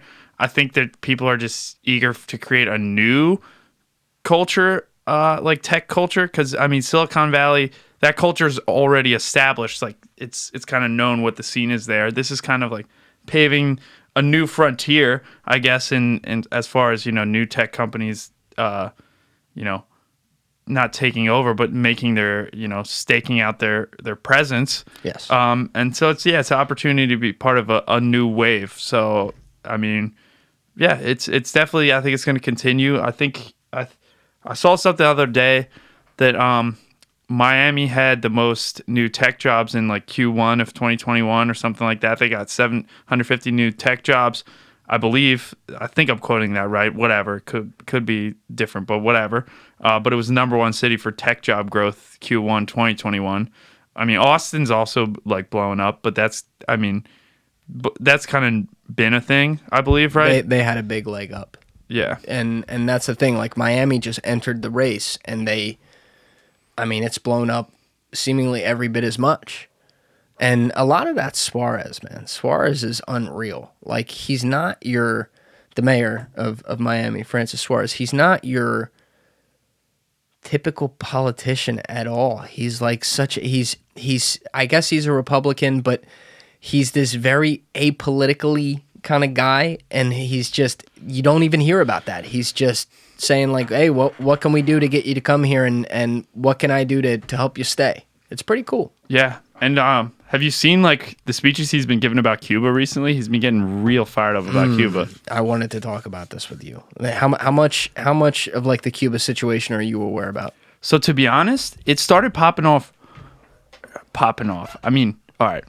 I want to be respectful with what I'm saying, actually. I mean, Cuba obviously has been under communist rule for like a long time. However, the situation reached a boiling point within Miami. We're talking like protests on Calle Ocho, and that's like 8th Street, Little Havana. It's like a famous street. It reached a boiling point, honestly, like right as soon as I came back to Philly. Oh, right. So within the last like 3 weeks, I've been here like 2 weeks. But yeah, man, it's a situation that I mean, I think most Cuban Americans living in Florida feel the same way, and they hate the communism. They hate the communist regime in Cuba, and they think that it should be completely eliminated. And they're trying to, their power to the people. And it's it's people are very passionate about it. It's pretty. So I guess I think most people, I take for granted that most people know what's going on. So Cuba's a communist country, right? Under a dictatorship. It was, what is it? Raul Castro was the last Castro that was in power. Now he's not the president now. He's like the emeritus. It's Miguel Diaz-Canel, I think is his name. Yeah. Either way, it's not a very free country at all. And there's been recently the COVID-19 pandemic has really put a strain on that country as far as like getting medical supplies, as far as like getting food and shit like that. It's been like horrible. And like, so what's interesting is like I've been to Cuba, which a lot of people can't say that. When did you go to Cuba? I didn't know that. Yeah, I went like a couple of years ago. I went on like a family trip to Havana. Yeah, that's actually pretty cool. It is. I didn't even know that that's like a thing. A lot of Cubans in South Florida haven't been to Cuba as recently as I have, which is odd. And I said that to some of like my coworkers, and like they're like, dude, like, that's cool that you like enjoyed Cuba, but like that's not Cuba. And I agree with that, and I respect that, and I understand that. And I'm like, I'm not trying to say like, I just wanted to go. Look, it was like Obama opened it up for a little, and it was like Cuba's like a beautiful place. I've always wanted to like go. It seemed cool, so I went. I do. Honestly, I do too. It looks incredible. I have a feeling like power to the people, man. Free Cuba, bro. But basically, so like I was talking with one of my coworkers, and he was like, we had a conversation. I showed him the pictures of Cuba, and he told me, he's like, yeah, I'm from Cuba, like my whole family's there, like family still lives there, and like he was showing me pictures of like, he's like, here's the real Cuba. He showed me a picture of like a supermarket, and it was just literally like nothing on the shelves, and it was just like some toilet paper and like some water, and it was like an empty supermarket, and he's like, this is literally like what my family has to deal with and go through. And it's like, it's kind of like one of those where it's like, whoa, like, I remember the picture they showed me, and it was kind of just like, damn, it's like, it's pretty like remarkable when you go down the street here, and you can go to Acme and you can get like literally whatever you want. Now, you know what I mean? Where did you get food when you were, like, how long were you there for? So I was only there for like 3 days. So okay, so like, what's it like? Are you going to restaurants? Are they? Yeah, are lights on. So I went on a cruise, right? I forget which cruise line it was. Big cruise guy. I'm not a big cruise guy. Really? You're like the cruise law guy. I like maritime law. I'm not an anti-cruise guy, but it's not like I'd like to just go to. I would have liked to just go to Cuba, but it was a little more complicated at the time because you had to get you had to like go on like an art trip or like a whatever type trip to just go there. So we were with the family. My brother was about to go into the army, so we're just like, you know what? We'll just do a family cruise there. Like we'll do it. So yeah, I would go to there was restaurants there, but like the thing is, there were there was like the restaurants that you go to if you're an American tourist in Havana, which is like obviously not representative of like Cuba at large. Yeah. So like I thought the restaurants were great and like the food was great, but it was obviously like kind of bullshit. But the cruise was like parked there, so you were staying on the cruise during this whole thing? Yeah. Okay. Yeah. So, I mean, and here's the thing. So me and my brother were like young and like we want to do shit. So like the first day we're there, we're like, all right, we just like get a cab and we're like take us to a beach, like not here. So we went in like an hour-long cab ride and went to like a beach where like we're the only like white guys there. And it was like, that was cool and fun. And like, you know, it was a very, you know, I've like pictures of it. It was a cool, fun time. And then did you talk with any of the people? I don't speak Spanish. But did anyone like try to? Yeah, I mean we were bullshitting. We We were bullshitting with like, you know, people. Like we went to like a bar and a club a couple nights. Like there was, again, we tried to not go. There was a spots like, if you've ever been on a cruise, if you like don't leave where the ship is, like you're just gonna be with other like like dumb Americans, and like that's not the way to travel. However. Agreed. And I'm not saying that like I still don't think I can say that like I experienced Cuba. Like I think that would be a blatant misrepresentation. However, we did try. We like paid cab drivers to just like take us to this, like a cool spot like 40 minutes away. And we went to like spots where there was like more like European tourists and shit. Like, but again, like I'm not like Mr. Cuba, you know what I mean? Right. Like, No, I don't want to overstate it, but like you mentioned you went to like a bar or club or something? Like what's a Cuban bar or club? We went to this cool spot. Again, it was like mainly, it was like some Cuban people there, but mainly like European tourists, whatever. And there was like a lot of, dude, Cuba's very poor. Like it's incredibly poor. So that's the thing. So like people are not like, in general, again, I don't know. I've never lived in Cuba. In general, people are not just like at like fancy bars, like on we were probably there on a weeknight or something. I don't remember, but there was live music. There was like, you know, we're drinking, you know, mojitos. It was, I mean, I have videos and pictures of it. It was fun, but yeah, I mean, I would say it was largely European tourists. It was like a European tourist like spot, which was again better than like just Americans. But like still not, you know, didn't get the full Cuba experience. And so right now what's happened, I guess maybe like a month ago, something like that, is that, as you mentioned, they had all these shortages. I think part of it was they couldn't get access to the vaccines too. The economy is even worse than it usually is, which it's always bad. And so there's been just straight up regular citizens out in the streets calling for an overthrow of the regime. And the regime has been steadfast in saying, fuck you, and raising like their National Guard and telling people we're still in control. Yeah, you've pretty much summed it up. But what's wild is like, it's started popping off in South Florida, like in Miami, like people are jumping on boats and like loading boats up with supplies and like heading to Cuba, which is, so that's got to be dangerous. It depends. Cuba's 90 miles away, so if it's calm weather and you have a big enough boat, I don't think it's dangerous. What about when you get there though? So that's the part where that's like just blatantly illegal. So you can't just like go unmonitored in a boat to Cuba. Like you just can't do that. That's illegal. There's like immigration laws, and like obviously, again, I'm not like hip on the exact immigration laws, but I know that Cuba's status and its relations with the U.S., like you can just hop on a boat and go to the Bahamas. People do that all the time. It's 50 miles from Miami to Bimini, Bahamas. People just like get on a boat and go to Bahamas, and then when you come back, you just gotta like within 48 hours, I think you gotta go to you self-report. You gotta go to customs and say, "Hey, I was in Bahamas. I'm coming back," and they're like, "Okay, cool." Right? So can you do it the other way around? Like come from the Bahamas to the U.S. though? I think you'd have to. I think you'd probably have to. Again, this is a question I'd probably ask some of my friends in the Coast Guard. I think you'd probably have to let like the Coast Guard or something know. But I mean, I know you when you get here, you can't just like show up and be like, "I'm here." You have. I have arrived. Even if you're a citizen, obviously you have to go through customs, right?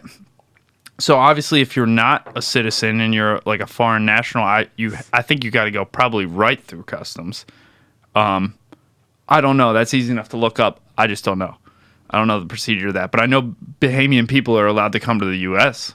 Yeah. So, you know, I'm sure there's a way. No, that's interesting. But yeah, go ahead.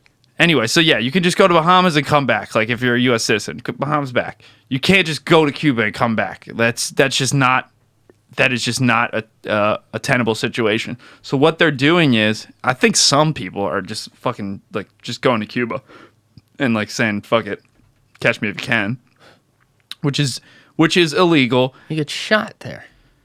It's a dictatorship. Maybe, but I think the theory is like power in numbers and like I guess.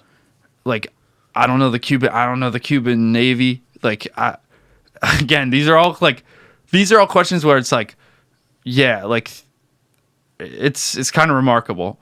But a lot of people they're being a little bit more reasonable in the sense that they're like, all right, they're going 15 nautical miles, which is, we're getting into international water now. I think on your last pod I said it was 12 nautical miles. It's 15 nautical miles is the international water. But if you stay in international water, you could technically like rendezvous with someone on like a Cuban boat and like give them supplies and like whatever you're trying to give them. There's also like people on boats that are just like going into like international waters and like supporting from like, they're like lighting off fireworks and like supporting from afar.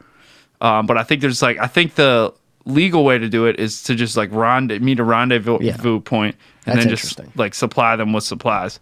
But like the Coast Guard had to make a statement, like the what I guess it was the Key West sector, I think that's what it's called. I think they had to make a statement of like, yo, don't go to Cuba and do this.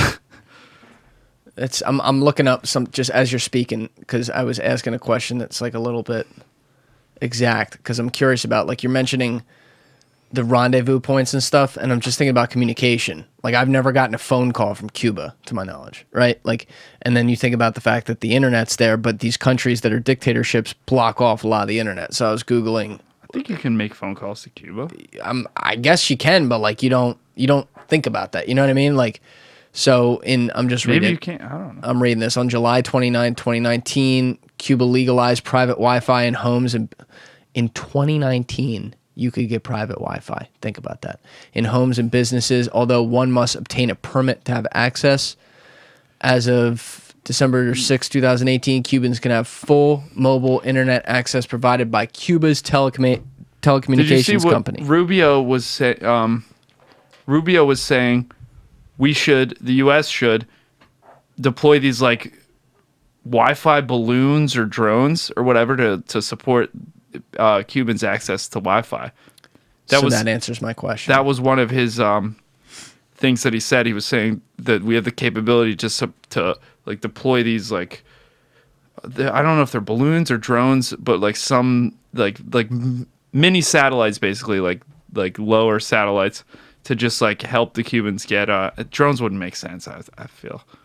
Something along those lines. Yeah. No, I haven't seen that, but that's a great idea, and that it is crazy, and it's even crazier when you consider this one happens to be a literal island only 90 miles off the coast of the United States of America. You know, like, dude, so close, but it's crazy. Cuba is beautiful, and here's the thing that's like shitty. Like, well, first of all, I mean, people are absolutely like, they're absolutely oppressed. It's like they're impoverished. You could point fingers at like, is that the U.S.'s fault with our, strict policies towards Cuba? Maybe. However, at the end of the day, it's a authoritarian dictatorship, communist, regime that's like absolutely like restricting the rights of their people and enforcing it with violence. And like in the streets, there's people getting shot in the streets, like in Cuba right now.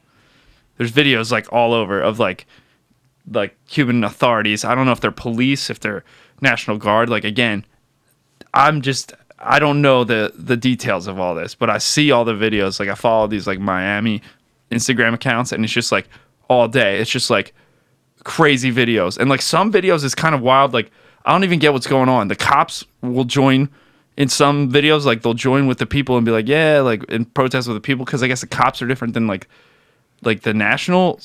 I know what you're talking about. I've seen that. Yeah. To be honest, it's like kind of tricky to follow. Well, it's not really tricky to follow. Like, I understand what's going on. It's like they're fed up. They can't get access to food and water and medical supplies, and they can't. And they're it's reached a boiling point. But it's just really it's interesting, and I definitely like, I'm team free Cuba, man. Free Cuba all day, because it's a beautiful country. It's in a prime position to succeed economically. Before Castro, Cuba had some of the highest standard of living in all of the Caribbean. It was a beautiful, prosperous country, and it's like, and it's just like, it has that potential. Like, I think immediately, if the current regime is, replaced with like a democracy. But Cuba, whose place is it to do that? And these are all like, they're very tricky political questions. They're hard questions, but there are simple definitions though. A simple definition is that the current regime is disgusting and has been in power for almost 63 years. They took over, I think, New Year's Day, 1959. But even though that's the case, it is a case study in how human beings, and it's one of many examples, are in large groups and large numbers primed for the polar extremes. Because, to your point, before Cuba was taken over by Castro, they were this ultimate tourism spot. They have this incredible island of resources and beauty and all these things. And I think Batista was the guy who I think was a dictator. I don't want to say that wrong. I think he did technically like have that type of power, but it was this, it had a lot of capitalism to it, and people could make money. But part of what happened, and this isn't the full explanation, I need to actually go and research this again because I haven't looked at that in years, but part of it was you had a lot of people getting at the top, that 1% getting rich and wealthy off this tourist economy, and then you had everyone else who was kind of living, they weren't like they are now, but they weren't as well off, and there was that push in the pool, like, wait, why do those people have everything? And so Castro comes in and Che Guevara and all these people, and they're like, no, we're the People's Party. We're going to give power to the people. And they use that excitement and they were young at the time, that fervor to rise to power and create this communism. And what happens is people learn that the opposite of what you don't like oftentimes can actually be worse, and it is. And so by the late 70s, you had all these people, they were swimming in some cases, like crazy stories, like they're swimming part of the way from Cuba to Miami to get to refuge. And like you saw it in the movie Scarface, that was like a little side historical part of the plot. You had all these Cuban refugees coming because just 2 decades later, in that case, they realized, wait, this isn't it. This is not what we were looking for. And yet you see the fact that once you give up power to a small group of people who have the backing of the military and ingrain that and reward that system, that military system, to be able to, continually keep that loyalty. Once you allow that to happen, even in a world that moves to open communication and the internet and culture sharing ideas and the blending of borders, so to speak, it doesn't matter. It can stay in power. And it's amazing to me that now, finally, we are looking at, this is really, I'm sure there's been a couple that were somewhat close calls, but this seems like the first one that has enough support from people among the community there who are not scared to actually have a chance to overturn this government. I think so too. It's like, and I think most people kind of get that feeling, and I fucking hope they do, man. I hope they do. Yeah. And it's crazy because you see it culturally here, like the effects of that type of thing. Trump was not a guy who was in rhetoric exactly kind to Hispanic people. And it reflected that way in the polls in 2016 when people voted for him. He didn't get a lot of those votes. But pretty much, and I have to go look at this again, pretty much all the Hispanic vote he got in 2016 were all Cubans. And then by 2020, he loses the election, but there were a couple trends there that were really interesting to me because I'm like, what?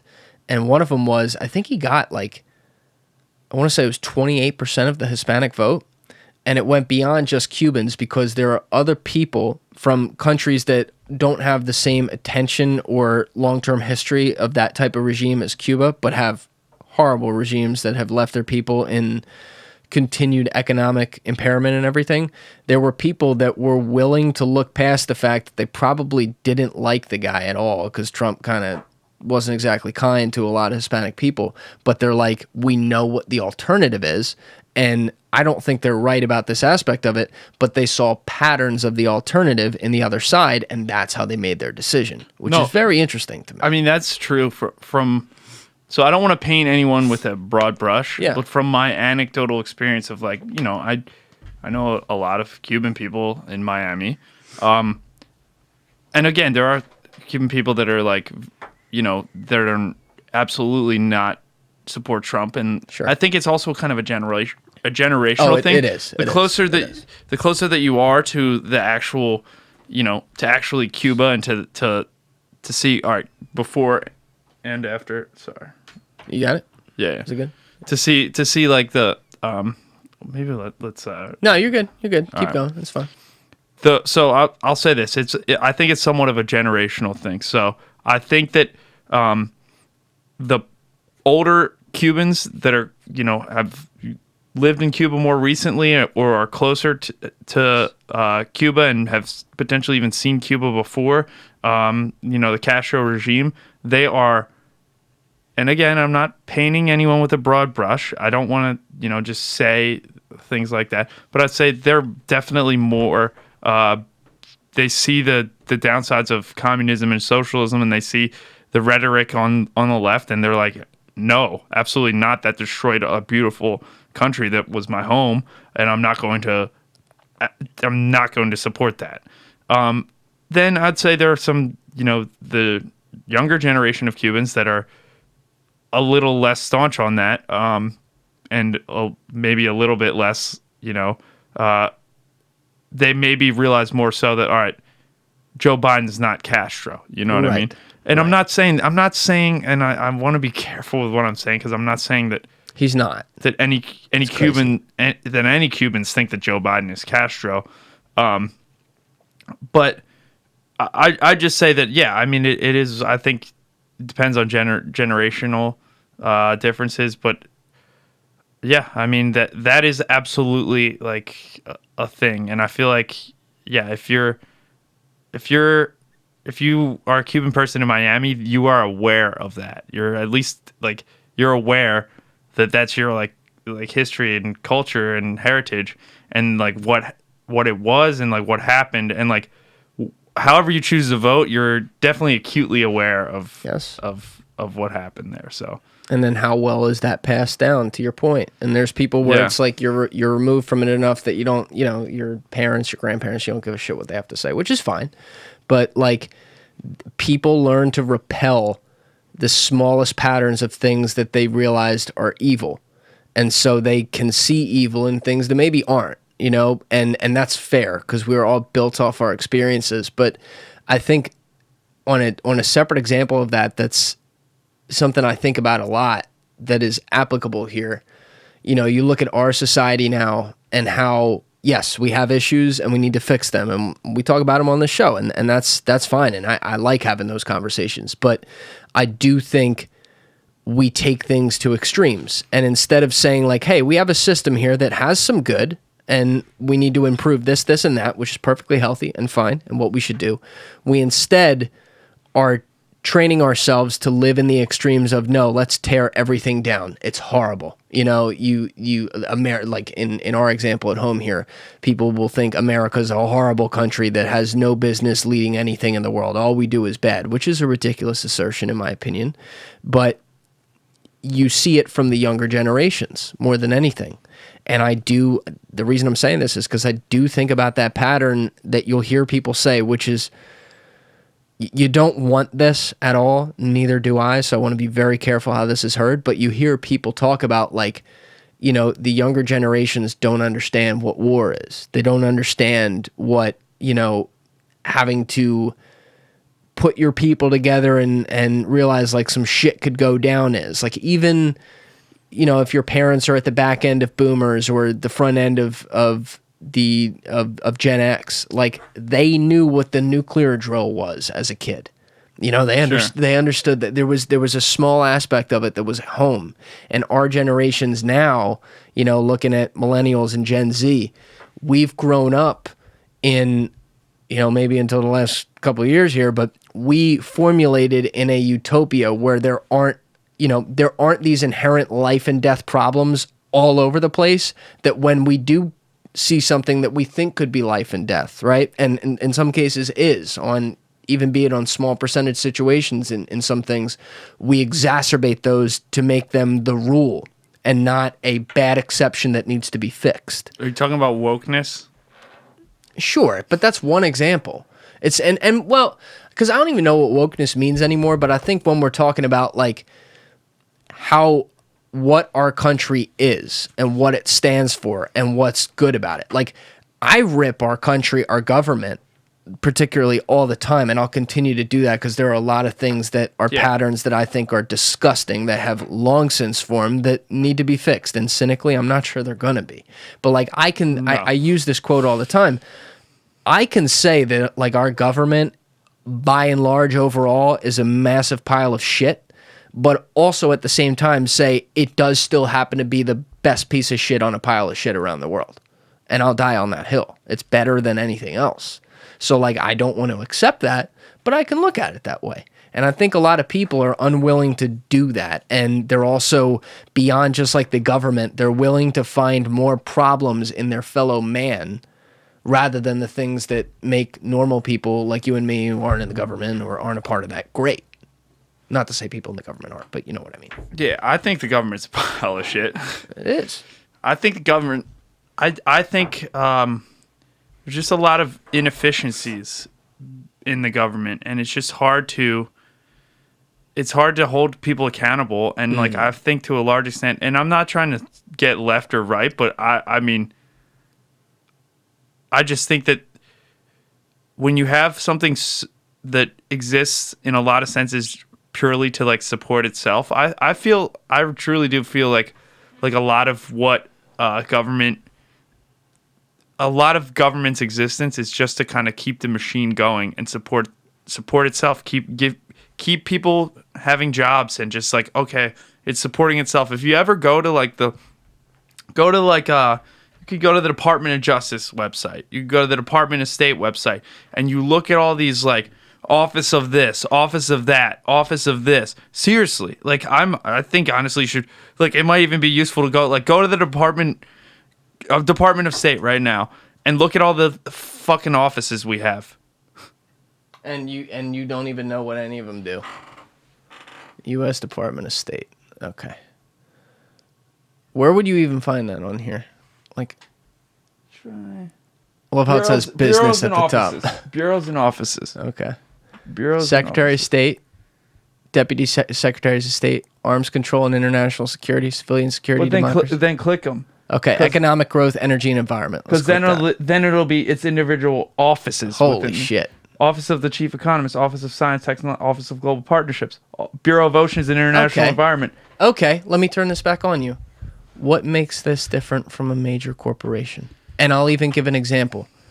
What type of great innovation does Bank of America bring to the world? Because it's different from a great corporation because we're losing a fuck ton of money every year. Actually, that's fair. That's very fair. That's very fair. But like the same thing happens. I'm not painting, corporations as bad as the government. I'm saying they're an offshoot of the same machine.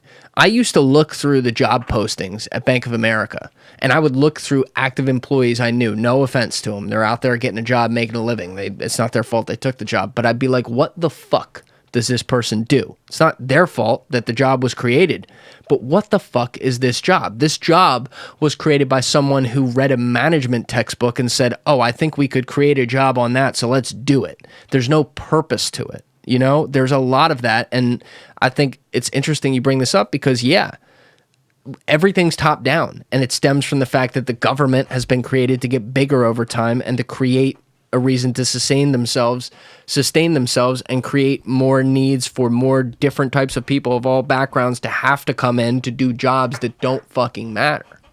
Yeah, and it's just like, look, like I'm not saying that we shouldn't have a government. I'm not saying that the government shouldn't take an active role in doing things for the collective good. Because there's some people that might say, oh no, anything that infringes on like an individual freedom or whatever would be like a non-good purpose, and you should, do away with that. I've taken political science. I majored in political science, and I had to read literature. Excuse me. I had to read like an anarchy textbook, and then I had to read like a complete, basically like a socialist textbook. And these were not textbook, rather. They were written by certain authors that were on total opposite viewpoints, and there's like clear good takeaways from either side. Yes, really. And I'm not trying to be one of those guys that like doesn't have an opinion. Like I have my opinion for what it's worth. I probably lean a little right for certain things. I definitely do. Technically, though, I'm a registered Democrat. So there's like a lot of. I'm a registered Democrat because I just hated Trump. Couldn't vote for Trump, so I went Democrat. But I generally lean right on the role of government. However, I think there's certain like collective action things that an individual, there's no incentive for a person to do that. So I believe a lot in incentive, right? So I think incentive dictates human behavior. I think humans are rational, free-thinking people that act in their own self-interest, which is rational for someone to do. It is irrational for you to act in the interest of the greater good when there's no benefit to you, right? So a small example I like to use of this is if you like support small business or whatever and don't want to see like Walmart or whatever like take over, then fine, you'd go to like Joe's hardware store and buy like your stuff, or then you go to like Steve's, whatever produce. But like you're spending a bunch more money and going on 10 different trips to buy all this stuff, whereas you can just spend a lot less money and go to Walmart. And while that is in your own best interest, it might not be in the best interest of the collective good and the collective economy, whatever. And that's just, I'm presupposing a lot of things there, but that's a clear example where it's just way cheaper for you to just do this one thing. The environment, that's a perfect example of that as well. It is, on an individual basis, individuals don't have really an incentive to do a lot of things that might be beneficial for the environment. They don't have an incentive to, it costs a lot more money to get like solar panels instead of just paying your electric bill. So why would they get solar panels? It costs, even like recycling, the effort used to be you used to have to go to your local municipal, like, whatever, like waste place and like individually sort your bottles. So like no one recycled. Now it's a little bit easier. It's a little different, but I think there's certain areas where government actually can help and can make a difference in those instances where there's no incentive to act for the greater good. So I actually do kind of believe in the government regulating certain things when it comes to the environment, because I just don't think corporations act in self-profit, right? They act for their own self-profit. There's certain things where unless the government says you can't do this, you can't do that, that corporations, it's always going to be cheaper to just do the thing that's good for them but bad for everyone else. And that's on an individual basis, a corporate basis. And I do think that certain laws like that, and the government should play a role in certain things like that. I absolutely believe that. But, to what extent do we need the government to have the massive control and reach that it has today? I don't know. I don't think this is your intention with what you're just saying right there. But in my mind, you're bringing up the, like, libertarian versus leftist argument. And I like this because I disagree with both. So in a very, very quick synopsis, this is generalizing some things, but you'll see like the hardest core libertarians will be like the government is evil, get rid of pretty much all of it. If all people are allowed to be free, everyone will be free and it'll infect around the world and we'll live in a utopia. That's not possible because guess what? There's inherent evil in mankind outside of our borders too as well. And like that just doesn't work. Then on the other side, you'll see leftists be like they want the government in everything in their life because no one, whether it be corporations or the individual, has any ability to make a decision for themselves. And I'll even hear all the time when I'm talking with people who I would describe as leftists, they will repeat the line like it's creed that the government's job is to protect me. That, when stretched to everything that can mean, should send a shiver up your spine. It does for me. So I don't like either of their arguments. I appreciate the fact that on the libertarian side, it comes from a place of they have faith in people, which is a positive. I think it's a little, as I said, exaggerated, misplaced. But they want freedom. I like that. So I like the motive for why they think what they think. But to your point, somebody's got to have the power, man. And like this has come up now on a couple podcasts recently, and it's as old as time in a lot of ways in this country. It's a part of the story, but it's so relevant to today because of things like what we're seeing with the tech companies, especially like an Amazon, who are just monopolizing businesses left and right, or industries left and right. You look at Standard Oil. Look, whether or not, I'm not going to say it was the cleanest job because it was a government doing it. And, oil is still very much an oligopoly from the companies they created. But what they did is they split that up into all these entities and they took away the opportunity for someone to basically take over the world. Like there comes a point where these guys, you want to talk about it with a Jeff Bezos today or like a John D. Rockefeller back then, where when they're in the private sector like that, they cross the point from which it's about like doing good versus it's a game now. I love what you just said because I'm going to talk about a point I believe strongly in. So I believe capitalism is the best system. Is it perfect? No. There are a lot of flaws with capitalism. Let's take an example. We all know, let's use Comcast, like cable as an example, right? So, and I talked about this, previously. I think incentives drive behavior, right? And I think in a capitalist economy, a company is incentivized to provide services that people want. And they're incentivized to provide good customer service, good service. So, for instance, if you're a business in the United States or in a capitalist economy and you do not provide good service, you'll go out of business. So, and do we agree on that? We can agree on that. 100%. This is great. Keep going. Yeah. I'm just listening. So let's look at a company like Comcast. They're big. They're huge. They have some of the worst rated customer service of all time. So much so that they kind of, in my view, defy principles of capitalism a little bit. Because everyone fucking hates Comcast. You want your cable installed, whatever. They're not there they give you like a 10-hour time window. They're never there. They're always late. They're always doing a shitty job. I mean, I think they've gotten better in recent years, maybe. But like, maybe not even Comcast, but just like cable companies and shit like that. But you don't have a fucking choice because you got to get the cable. So there are companies and businesses and industries that kind of don't align with capitalism, and incentives should, in an ideal capitalist economy, like a company like Comcast should go out of business, or they should be incentivized to perform better, or a competitor should overtake them. But that doesn't happen. So I do believe in certain antitrust provisions, and for those of you who don't really know what that means, it's basically just like anti-monopoly.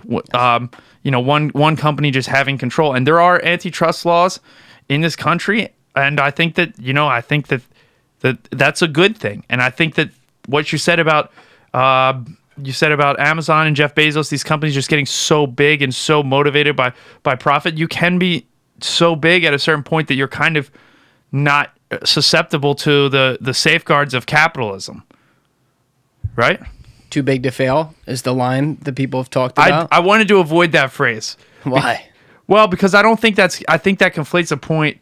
And I don't also think that that's necessarily true, right? Because I think that you can still, if you look at certain of these banks, they did, in essence, in my opinion, fail. They were just given bailouts. So they didn't fail. Well, actually, let's attack the root cause of that. Why were they given bailouts? Because they were given bailouts because they were so big that if they failed, they pulled down everyone else because they had grown so big. So the government they were forced to do that. Sure. And again, you have to weigh your options there. Is true capitalism worth so much that you allow the entire economy to collapse? Probably not. But I don't know. I don't like the too big to fail rhetoric, because I think at any given time, let's look at like some of the. I mean, we could go to huge major corporations that have failed. I mean, you'll go like let's think of Blockbuster is one that comes to example. That it was the only place you would rent videos. Yes, and that was a thing that everyone did, right? Everyone would go out and rent videos, and there was only one place. I mean, they had like Movie King or whatever, but like Blockbuster dwarfed all those other companies. And that was if you wanted to get a new movie and watch it, you had to go to Blockbuster and rent it. I mean, you could go to your library, you could go to whatever. But like, would you agree that like the overwhelming majority of people would just go to a Blockbuster on a Friday? Oh, hell yeah. Okay. And and Blockbuster failed because another company who innovated better and had a better business model came in and took it over. And I'm saying Netflix, but I mean, you could just say that the advent of the internet in general. Sure. So I don't know necessarily the too big to fail. I mean, if you're talking about banks that literally prop up the United States and global economy, in that regard, maybe it is, one of those where you kind of need a bailout to stop everything from collapsing. But other than that, like, what's the harm if Comcast fails? Well, let me give you another type of being too big to fail. It's not so much that everything's like the entire economy is relying on it, though I think the example I'm about to give has more of that than we think. But like, let's look at Amazon. Amazon is too big to fail because in the internet era, which is what they are, an internet company, the laws of monetary gain, not that they haven't always practiced some sort of exponential pattern, I'm just saying they do much more in an era where, like, use the Blockbuster example. Blockbuster was a physical store. It required brick and mortar, bullshit overhead. It reached locations it did. At its peak, did it have like 5,000 locations around the country? Sure, it did. But there were people all over this country in pockets who didn't have a Blockbuster near them. Sure. Whereas you can have your address in Bumblefuck. If you have an internet connection, you can get Netflix. So with Amazon, the reason that these guys and Apple, all these companies are quote unquote too big to fail is because they have the balance sheet of 47 countries combined. They have so much money. Like, I've had the SOAR guys in here. Riley Horvath painted this point perfectly. He's like, they don't need to innovate because they can buy whatever innovation comes up. Everyone has a number. Like, that's what Google, sure, which has the greatest AI arm, like of any of the big companies, they bought DeepMind. But is that not so? You might say, fine, that's not innovation. That's them buying other companies. But is that not innovation? Oh, it is. But I'm saying that the end result is not it's not the defeat of the old guard to bring in the new. It's the old guard finding a way to continue to be the new guard, and then also continuing in an internet world, when you're talking about tech companies like that, to hold more and more sway over everyone because they create these centralized places that we go, and if you're not a part of that node, you're cut off from the world. I mean, look at them cutting Trump off Twitter. And off socials. He's cut off. No one fucking listens. He built a blog for like a week. It didn't work. No one, even his biggest fans, the average person doesn't go take the time to go to Google if Google even puts in the search results, which is another thing. But like, they don't take the time to go to Google and Google Donald Trump's blog. You and I did because I'm a podcaster and you're an interested guy in like doing shit. Maybe I'm not on Donald Trump's blog. Maybe you didn't even do it. But like, I had to go find it and I'm like, no one's fucking reading this. And I was right. And everyone was saying that because anyone who was looking at that was like, well, they're not in the most simple place that someone can get it. Same way that you were talking a little bit ago about like, if someone, wants to support all these small businesses, great. But if they can get 10 things at once at the click of a button, they're going to say, oh, I'll do that this time. And enough people are going to do it that those places are going to be irrelevant, regardless of what the sentiment is. And this is kind of, I do think Amazon is slightly different than all the other companies you mentioned. So, excuse me.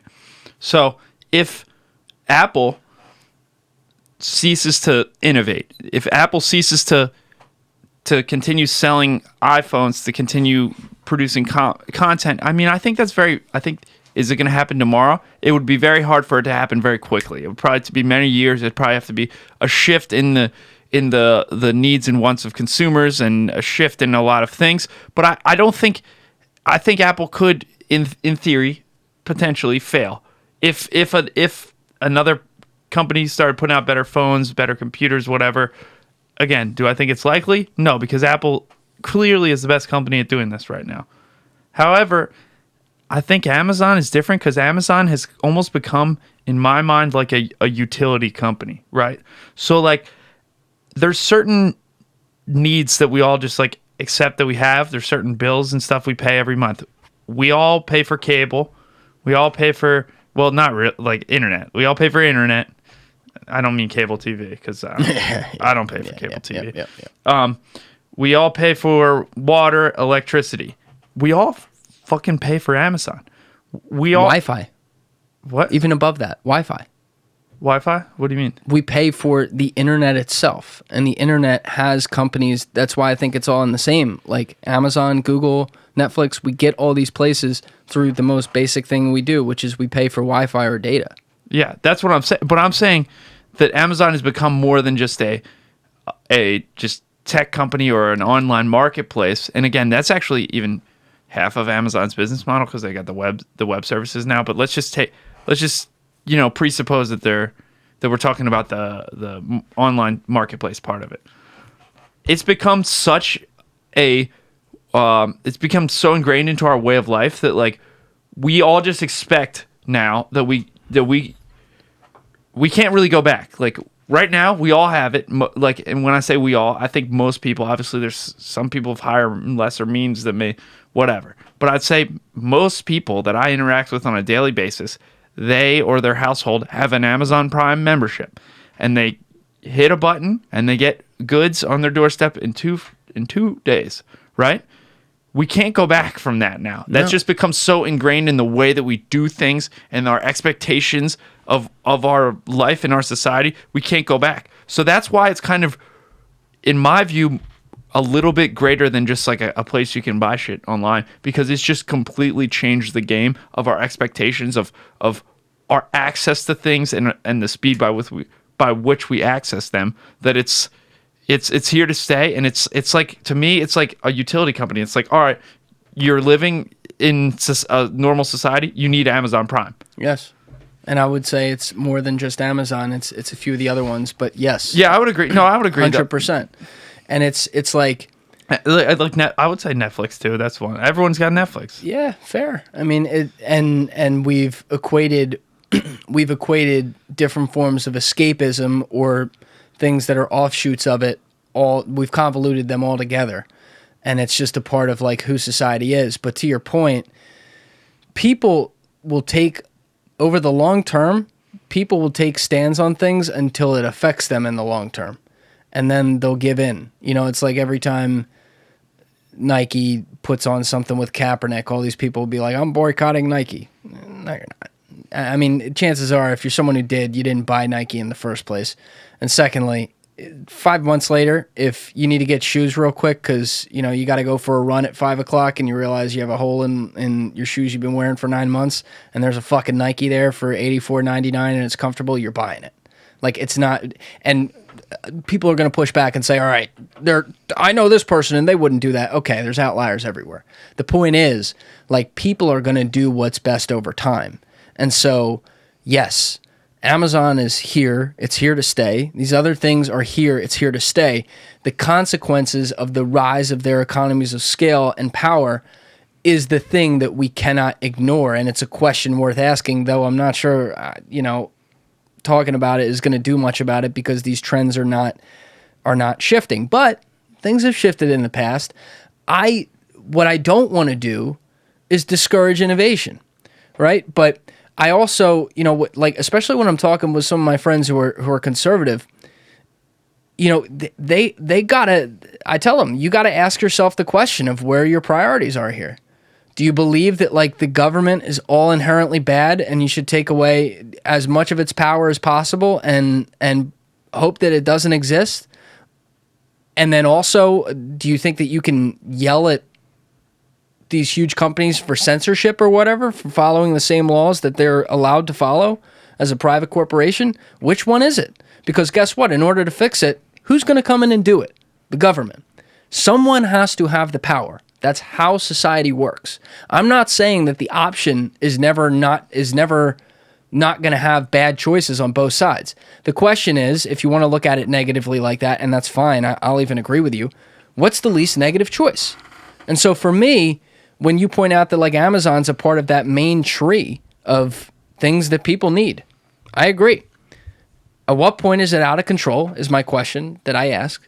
And then at what point do we get the government involved to be able to say, like, okay, you can do this, this, and this now, but you can't do that? Because, like, I don't need to see Amazon coming in and also announcing how they're going to do it and defeat the entire pharmaceuticals business or the entire pharmacy industry. I don't need to see them do that because what they're doing right now. That's their next frontier. Yeah. And you know how they're doing it? They're going in and they're saying, we have so much fucking money that we'll be able to lose billions of dollars over the next 3 years and bleed you out. And they're going to be able to do it. I don't like that. I don't like that. Yeah. Yeah, it's definitely one of those where it makes you think. On the one end, I do like innovation, and if Amazon is in any way able to streamline or innovate the industry, I'm kind of open to it. But on the other end, it's just scary one company having that much power. And here's the thing with Amazon is they already have our information. We already trust, I use the term trust loosely, but in a sense that we give them our money. We trust them. You know what I mean? So we give our money and we expect, okay, I know Amazon, if I place my order, I'm going to get my product. So in that sense, they have consumer trust already. So it's just like, let's just do another thing. Let's just do another thing. And it's tricky, but it's human nature. Yeah, it's human nature. And at what point do antitrust laws come in? At what point does the government step in? I don't know. I mean, I'm not an antitrust lawyer, but I know there are laws out there, but they have to. From my understanding of antitrust laws, there's an act called the Sherman Act. There have to be some engaging in some artificial manipulation of the free market. So on its face, it doesn't sound like them just like kind of taking over the pharmaceutical industry would be any manipulation in a sense. It just sounds like it's a company that's got a shitload of money and just able to bleed out other companies. What would an example of that be? Well, a recent example is if everyone's familiar with the new the Supreme Court ruling with the NCAA student athletes. So that, and again, I'm kind of paraphrasing. I'm not an antitrust lawyer, and this is not what I do, but it's just something I'm interested in, whatever. Basically, the argument was a group of student athletes sued the NCAA, past and present athletes sued the NCAA, and they alleged that certain NCAA restrictions saying that student athletes could not accept money for certain things would be considered, artificial, like restrictions on like the free market, I guess, and it restricts the free flow of interstate commerce. I believe that's kind of what the argument is. I'm not an antitrust lawyer. I don't know. I got you. Whatever. But basically what happened was the Supreme Court, I believe it upheld the lower court's opinion, and it basically said, yeah, there's certain aspects of the current structure of the NCAA that absolutely is a violation of the Sherman Act. And actually, the original opinion for the Supreme Court only dealt with certain benefits related to the education. However, the Supreme Court issued that opinion on June 21, 2021.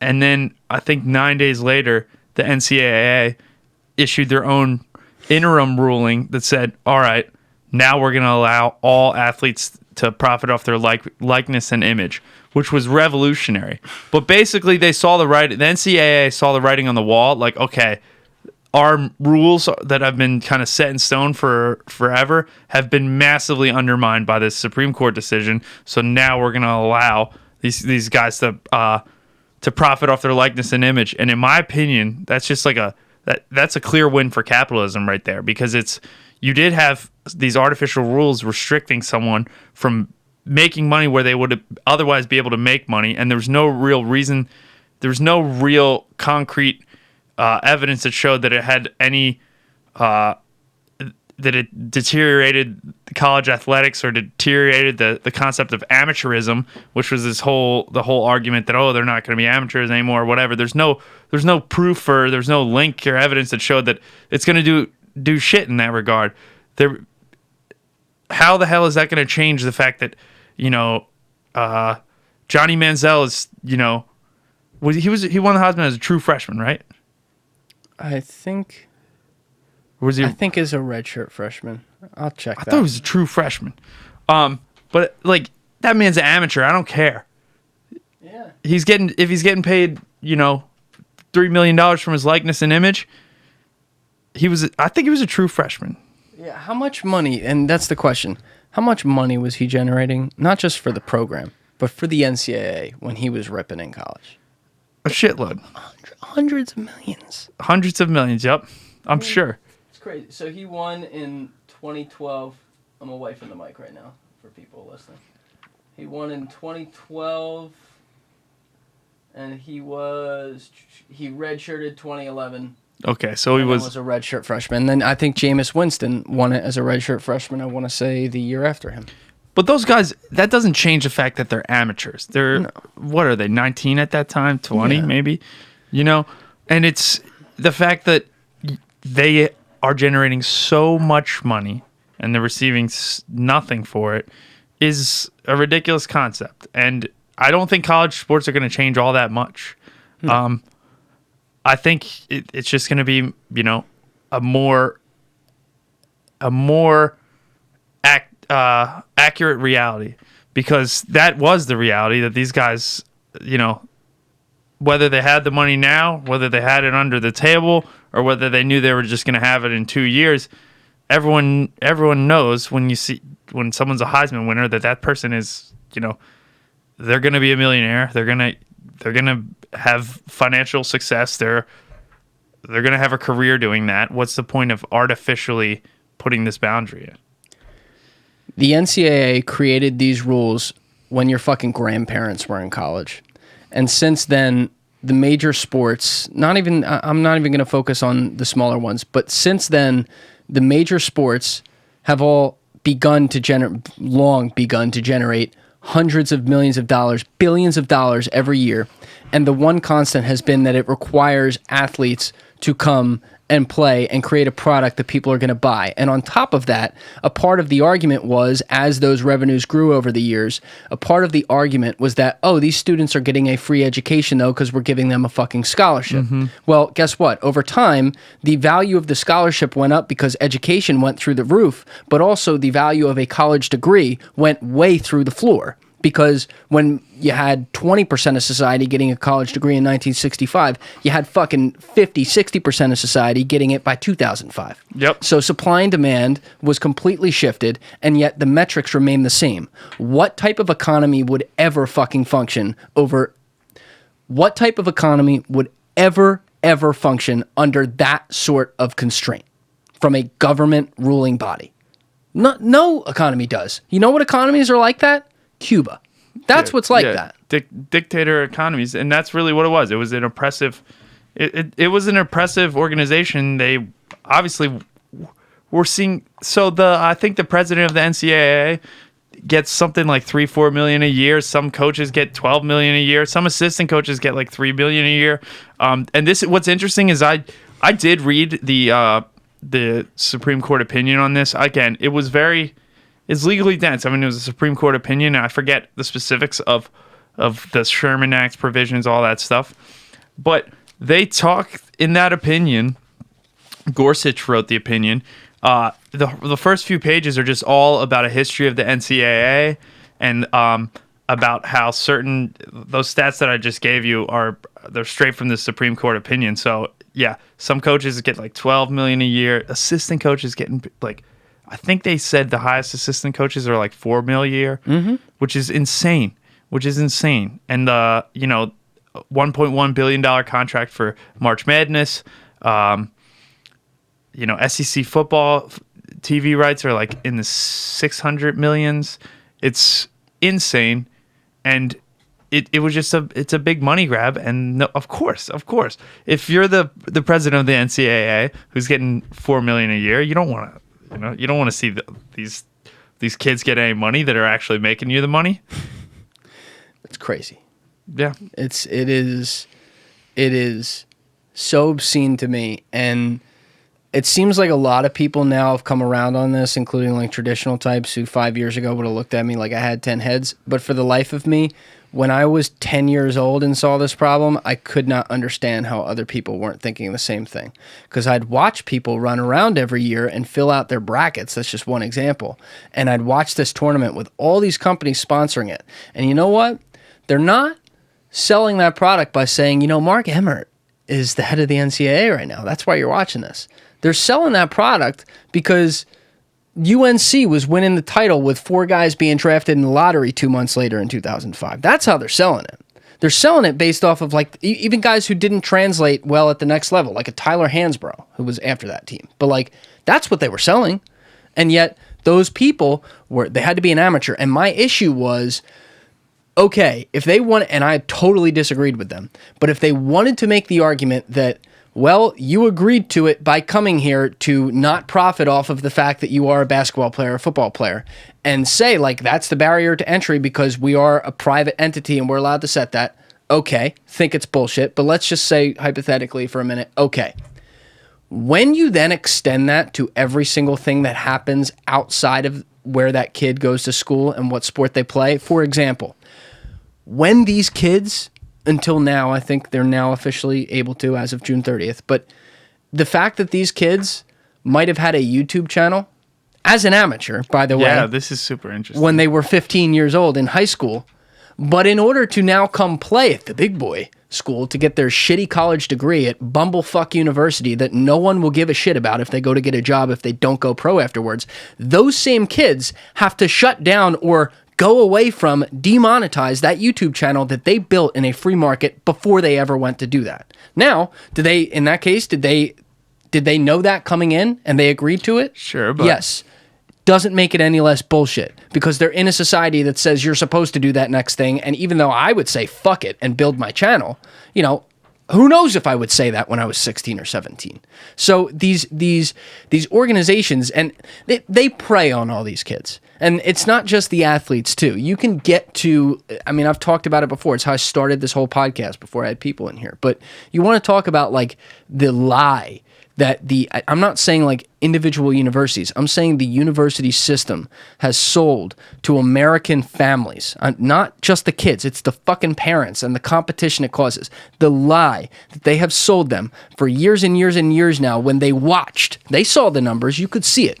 They watch the value of a college degree. I'm talking about the people who work at these fucking places. They watch the value go through the floor. They watch the number of administrators and bullshit invented jobs, just like you were talking about in the government, which we still have the thing up back there. Bullshit jobs invented at these places that just put all the bills on the universities up. They watch the student debt grow. They watch this entire pattern form and also the wealth gap in the middle of all of it form. And they did nothing to stop it because they were profiting off of it.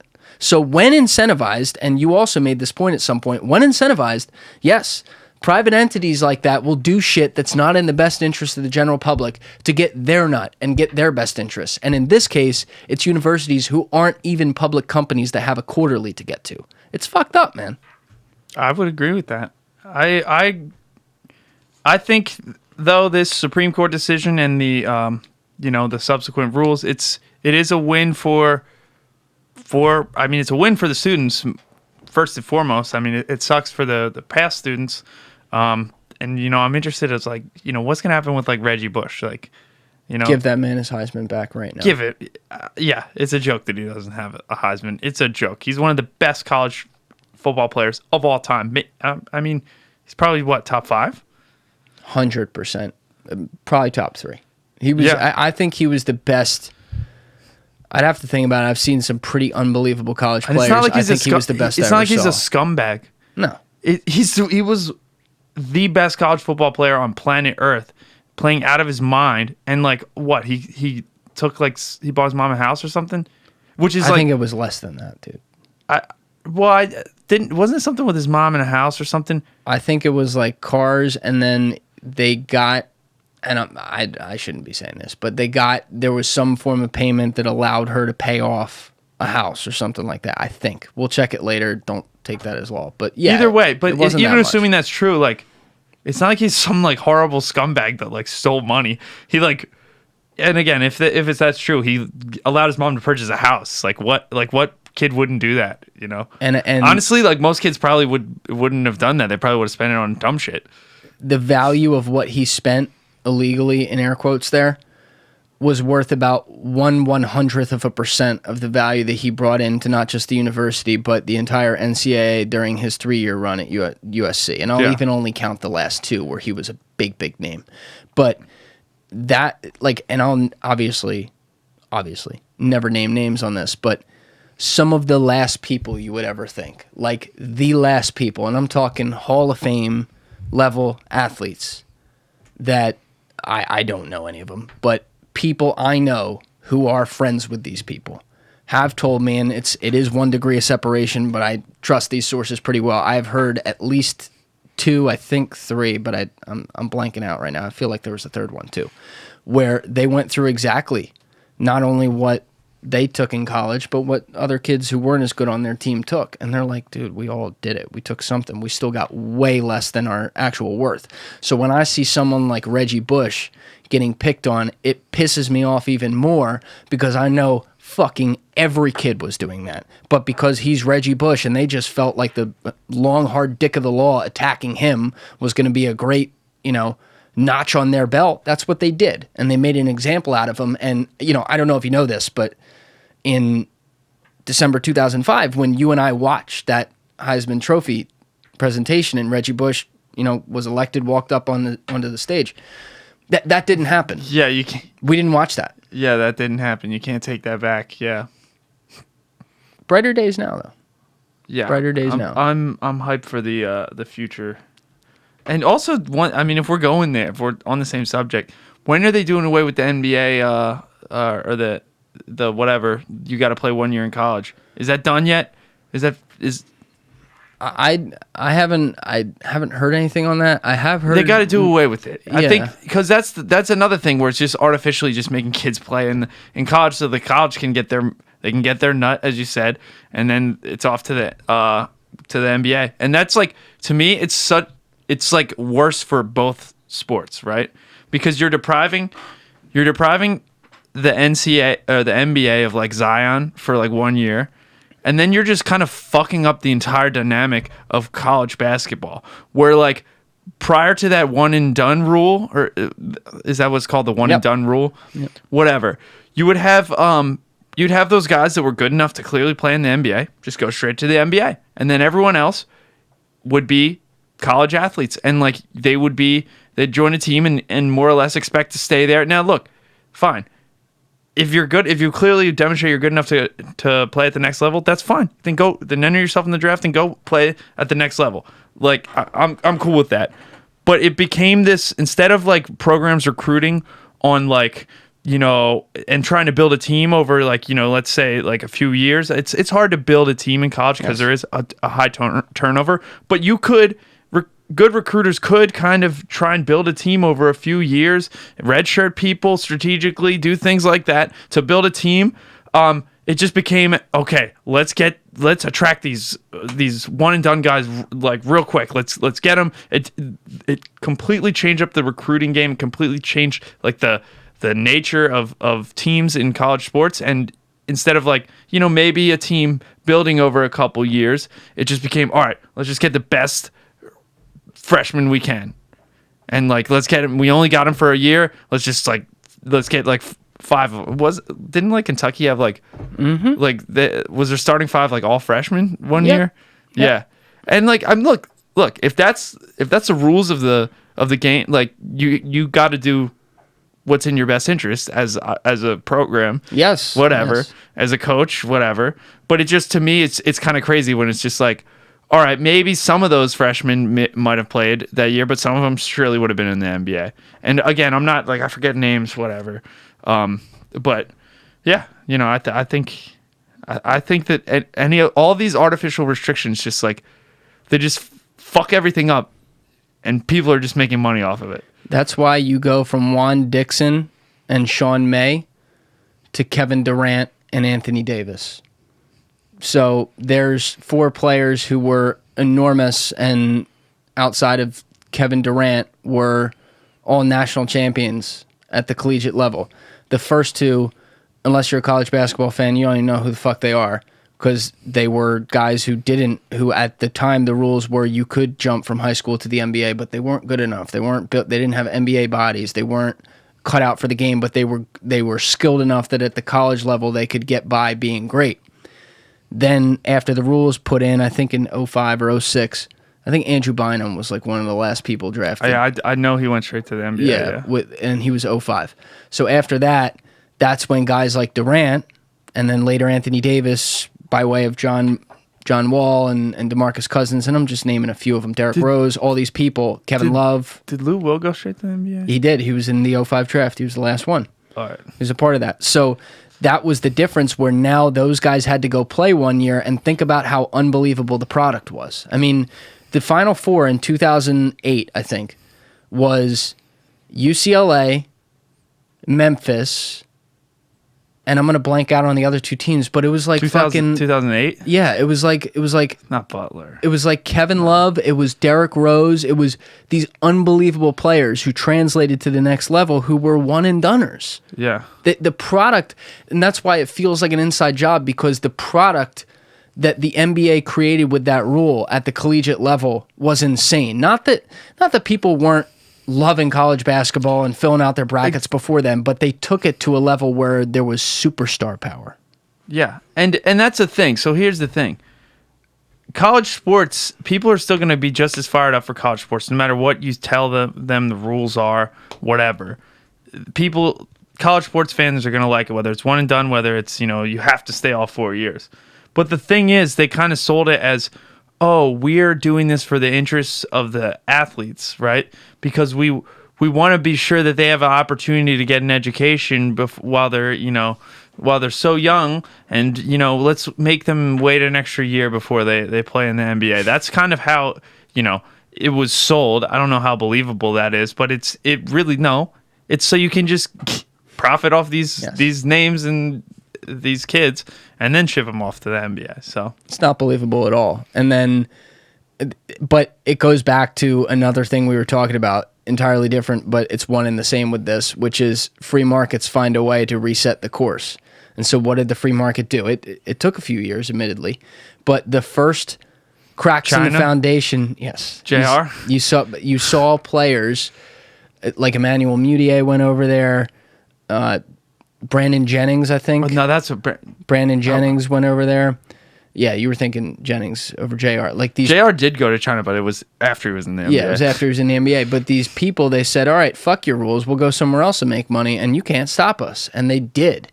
And so it wasn't a ton of them, but then you had, especially once Clutch Sports got involved and started to become big, and obviously that's a player-first agency because it was half started by LeBron James, who also went straight to the NBA and is all about player rights and has done a great job with that stuff. It's like Then they came in and said, oh, well, now we're really going to get around the system. And they got, some guy you've never heard of to this day, a $1 million internship at New Balance, to go train for a year because they realized, oh shit, we can get scouts looking at him and generate buzz. And it's basically like he's taking an off year and he's 1 year younger coming into the NBA because he doesn't have game wear on him. Yeah. They sold it. Great job. Yeah, no, I mean, that makes sense. I support any of like scheming like that. I love that. Like just being creative, thinking outside the box, and like, just trusting the process in that sense. I fully support that. And to me, yeah, I think, I feel like Adam Silver I feel like he's smart enough that he should realize this. Like, why isn't this change? Like he seems like pretty woke or whatever on this stuff. Like, why hasn't he changed the rule? Didn't he say he was gonna? Like, I don't know. We could be like, we could be talking right now, and he could have like, it could be like set to change next year. Or something. I think, it's been in the talks, and it wouldn't surprise me if Adam was out in front of it. And I've been talking with people in my life who've been ripping Adam recently. And look, I think it's always just a popular thing to rip commissioners. But look, I think Adam Silver's a phenomenal commissioner. I do. I think most people think that he's one of the better ones. He's for sure. A commissioner's job. I don't know the commissioner of baseball, and I only know Roger Goodell. So, yeah, well, guess what? Believe it or not, the Manfred in the MLB might be worse than Goodell. But like, well, he's changing the baseballs every year and shit. Yeah, dude, he's like hated by everyone. But a commissioner's job is to make ownership money, and especially in today's time, but always that puts you automatically at odds with players. That's why there's players associations and all that shit. And Adam Silver has geniusly managed to develop a phenomenal relationship with the players while also printing fucking money for his owners. Now, it comes at a cost with things that also predated him. And like the common example is China. And fuck if I know how I would play that if I was him. Because like he can't just suddenly be like, yeah, we're going to take a stand on this. Well, they're going to lose tens of billions of dollars. What I don't appreciate is when they don't come out, and I think he tried to, but it wasn't, he didn't do a good enough job on this to me. When they then allow people around the league to throw a guy like Daryl Morey to the wolves for saying something that should be humanely common sense. What was he talking about? Tibet or something? Free Hong Kong. Yeah, like that whole thing. That's where I draw the line. There's so many of them with China that it's... Yeah, exactly. To Hong Kong, to Taiwan. Like, and that's the big question, because his job, and David Stern put it well. David Stern was open about this. People don't know about this, but he gave an interview to the New York Times back in like 2005. It was one of those where they write down the answers. They were sitting with him on the airplane, and they just put out the written answers. And... they describe him. They describe his facial expressions while he's doing it. And they're like, and then the topic of China comes up, and Stern leans back and lets out a sigh and shakes his head. Something like that. And says, we're going to have to answer for that. And they're like, what do you mean? And he goes, my job is to make the owners money. There's a lot of money in China. We're making a lot of money now. We're going to be making a lot of money in a decade there. But he goes, they're a totalitarian communist regime. That's going to get in the way at some point. And so Adam Silver, unfortunately, is the child of that fruit. He's the fruit. He is what the fruit has now bared, or however you say it, and he is the guy sitting there with the decision. And to use John Borik's point, are you going to stand up and make a stand and lose your job and lose everything, or are you going to do what's in the best interest of continuing to keep your job and rise up? It's a tough moral question. And I don't envy his position. Yeah, I'm not super up to date on the NBA's. The NBA is just expanding everywhere. Like, I don't know specifically the NBA's operations in China, but I can just imagine that they're expanding greatly, and basketball's becoming a global sport, and China's the largest population in the world. So, yeah, China's growing, and it's a huge economy. You need to deal with that, or just kind of sweep it under the rug and keep making money and, keep everyone in the U.S. talking about other shit, which is kind of what they're doing. Well, I did see something, because like Biden's administration, even before they came in, was getting ripped for, being in bed with China and all this stuff. But that was a concern for me as well. One thing I did like about Trump, even though I think he didn't attack the things I wanted him to attack on it, but I at least appreciated that he recognized that there was some threat there from China. We haven't had a president do that. And so when he left, I'm like, well, there's one decent thing from him that's going to die with him. But Biden did, the administration, this is maybe like a month and a half ago now, 2 months ago, they did ban U.S. investment in, I forget the number of companies, but maybe it was like 60, 70 companies in China who had any direct monetary relations with the Chinese military over there. And things like that, because, we're talking about this in the context of like the NBA or something like that. But in things like that, I want to keep seeing that because we have to draw the line of, to use the words we use all the time, we have to draw the line of human rights and the good of humanity at some point. And you can't tell me that the actions of that regime are good for humanity, not just Americans, for everyone over the long term. And so you're going to need, that was one thing. It was one positive thing. I need to see a lot more of that. And you are going to have to see governments lead with that because corporations in a free market are going to have to do what's best for them. And guess what? There's a lot of money in China. There's a lot of money in China. That's for damn sure. So no, it's kind of crazy. How many people are over there now? Like 1.5 billion? Yeah, a lot more than the next closest country, which I guess is India. Yeah, I can't figure out why India.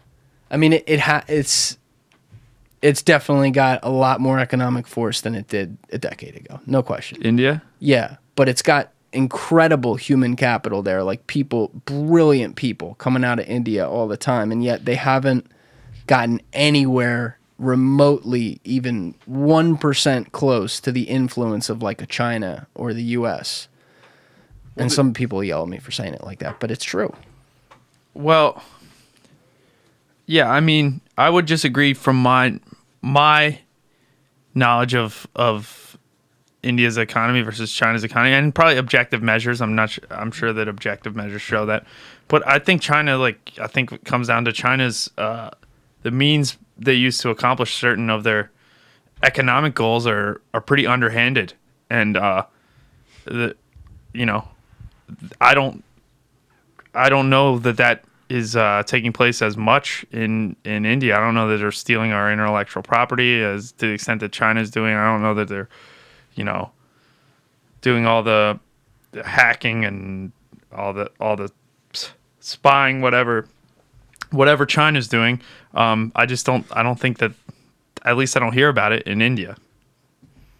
Do you worry about the fact that China in every, like, people use TikTok as the example, and I have as well, but it's far beyond that, let's be honest. Do you worry about like them in a machine world just collecting everything to be able to use information against people? Yeah, I mean, they already do. Like, yeah. I feel like you've had to talk about. Maybe even we talked about this on the last time I was here. We talked about like the ports and stuff. The ports, yeah. Shout out to the ports. Yeah. I feel like they're already doing it with like facial recognition and all that bullshit and the social credit and like all that shit. You know what I mean? But no, expand. What do you mean? So you're worried. So your question was, are you worried about China just like collecting information and using it against the U.S. or anyone around the world? So you know what's going on right now in China with the whole like social credit system, right? Fill me in. Like, I might, but there's like they're using mass cameras. I mean, maybe I guess it's probably maybe COVID-19 has massively curbed that rather because of everyone's wearing face masks. But I know like you could go on, like there's HBO like stuff about this where they were using facial recognition and like tracking people's locations and like tracking where they are and then establishing like a rating of their city. You don't know about this? No. Are you kidding me? No. This is almost like I want to stop the show and like have you watch a 5-minute video on what's going on. I need to watch this. I don't know much about this. I've heard some facial recognition things in passing, but I haven't read a full. So This is new territory for me. Yeah, they're basically tracking citizens, tracking their locations, and they're like tracking their social rating and basically like assigning individuals like a social rating. And What does like, that even mean? It's like a human credit score on like how good of a person you are based on like who you like associate with, like at its like most extreme, it could be like, yo, you were seen going into like this shady housing area, like you lost a few points there because you were hanging out with like where a bunch of scumbags hang out. Oh my God. And like, yeah, it's very real. All right, let me ask you this then. I don't know. I don't know all the details on that because I only watched like a thing on it, but it's very real, and I think there's even like some name for it. I don't know. I'm gonna watch that. I can't believe you don't know about. No. Dorey, you're like Mr. like China. I can't believe you haven't heard about this. I don't know everything, man. I learn a lot on Fair this show enough, fair from enough. people who bring stuff up. That's how I look at shit to research. And like, ironically, recently I've been looking at less China stuff, like just over the last month or so. I almost think you should pause and watch a 5-minute video and just like understand the gravity of this. We're almost done. We'll watch it All right. as soon as we're done here because I'm interested in that. But I'll throw this right back at you.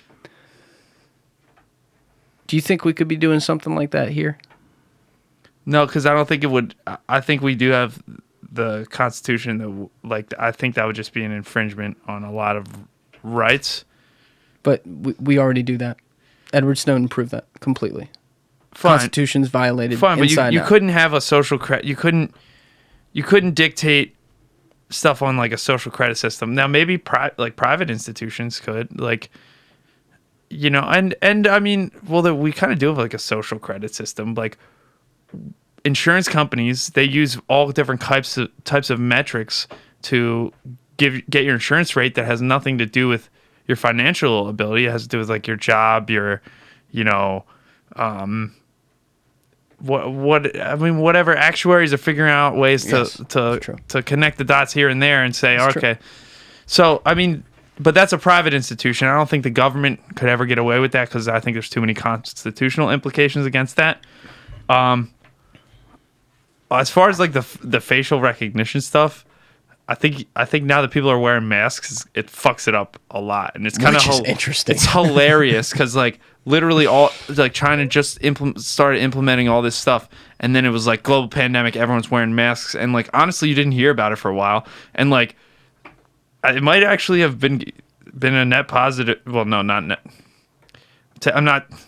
I know what you mean. Yes, yeah. There might have been a positive effect for Chinese citizens as far as the masks. I'm not saying COVID was positive. Yes. No, I understood exactly where you're going with that. That's the interesting thing about this because we're pulled in so many different directions now all the time where we can see different conspiratorial scenarios on everything. And my belief that I'd say I'm formulating now, like over the last several months as I've really tried to look at it from the highest level I can, is that in any system that involves power, money, and a group of people, by the definition of the word, in the lightest measures, there's always some level of conspiring going on for something, for some form of gain that the average person who doesn't exist inside of that scenario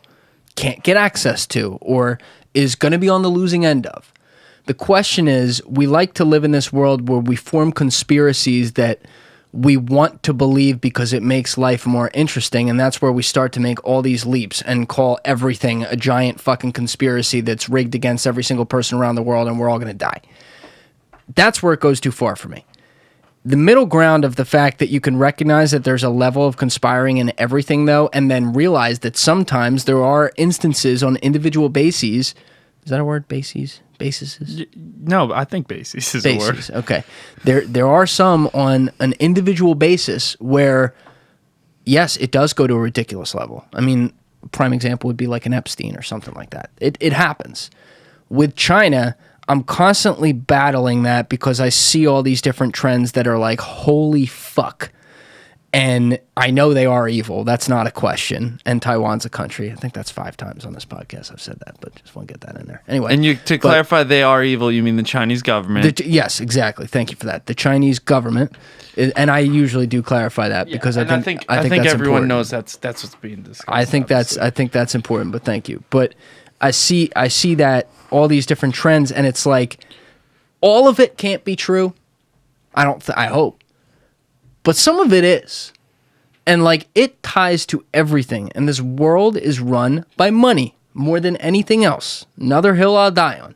Don't care what you say. If you ask the average person what the most important things in their life to them are, they will say my family and my health. You know what pays for both? Money. People don't want to admit that. It's the truth. And so when you control a lot of it, you have sway. And we could go down a whole rabbit hole on things you talked about earlier with like countries that are set up to fail by more powerful countries and stuff. But like China is at the top of the spectrum with us. And while we have our faults, at least there is some level of freedom to our people here. Their government does not give their people freedom, and then they try to take that ideology and spread it around the world. And so when I see all these different trends that happen in other places, I start to ask myself, what if it could emanate from there? What if it goes back to their money? Yeah. And I think we're getting less freedom in the US. I mean, well, yes. I think that's true. I mean, just like a small example that I was kind of got me fired up recently is the whole $15 minimum wage thing. I know it's a little bit unrelated to China, but I like this. Go ahead. So, to me, I understand why people want a $15 minimum wage. I understand fully. And like I just said, I said a little bit earlier in this pod, I believe that the government has to step in certain instances. So, why do people want a $15 minimum wage? Why do they want it? Because we can all agree that it's not livable to live on $7.25 an hour in the United States right now. Sure. And I will agree with that position. So right now, if I'm a small business owner, right, and I'm employing an employee, let's say I have like a sandwich shop or something. I'm employing an employee, right? He or she a lot of times is a very young, like high school kid, whatever, who's making, very little money, but they're probably living with their parents, and it's just like a part-time job, right? Does that person need to support themselves and support a family? No. Additionally, I will agree that let me back up real quick, actually. Most people working those kind of jobs, that's probably one of their first jobs, right? Let's talk about a true minimum wage job. Let's talk about like a bus boy that get tips. That's a bad example. Let's talk like a guy making hoagies, like a guy or girl making hoagies who's like 18 years old, whatever. That's probably one of their first jobs. Would you agree with that? Yes. And you would agree that as you get more experience and more time in the labor force, and I'm not saying that these people have to be college educated or have some advanced education.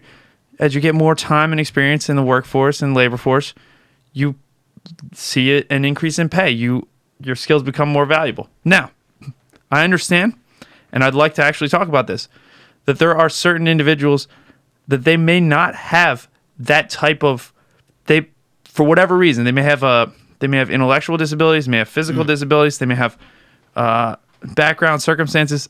They may not be able to contribute to a job where they might not be capable of a job that's really worth more than minimum wage, right? We would agree that there are certain people like that. Yes. Okay. So what does the government do for people like that? We have many programs in the government. We have Social Security benefits. We have disability benefits. We have certain welfare benefits. We have certain housing programs in the government to support these people, right? I mean, yes.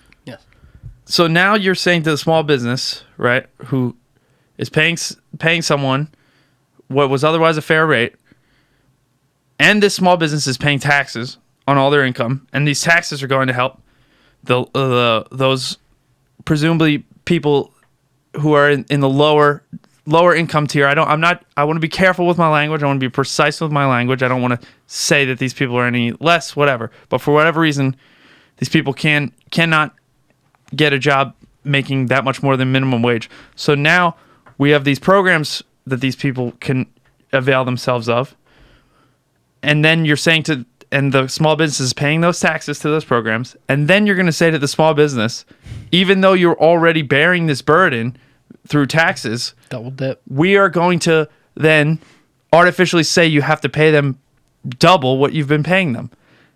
If you're a small business owner, you're getting spit roasted by the government. It's just not a winnable situation, really. And it's just, to me, it's just wild, because it's like, that's just the small business owner, right? Which, it's already hard enough to be a small business owner in this country. Is it like something like half of businesses fail or something like that? Yes. Maybe at least. It's probably more, right? Yes, it's more. It's already incredibly difficult. You have to take on incredible risk and overcome incredible odds.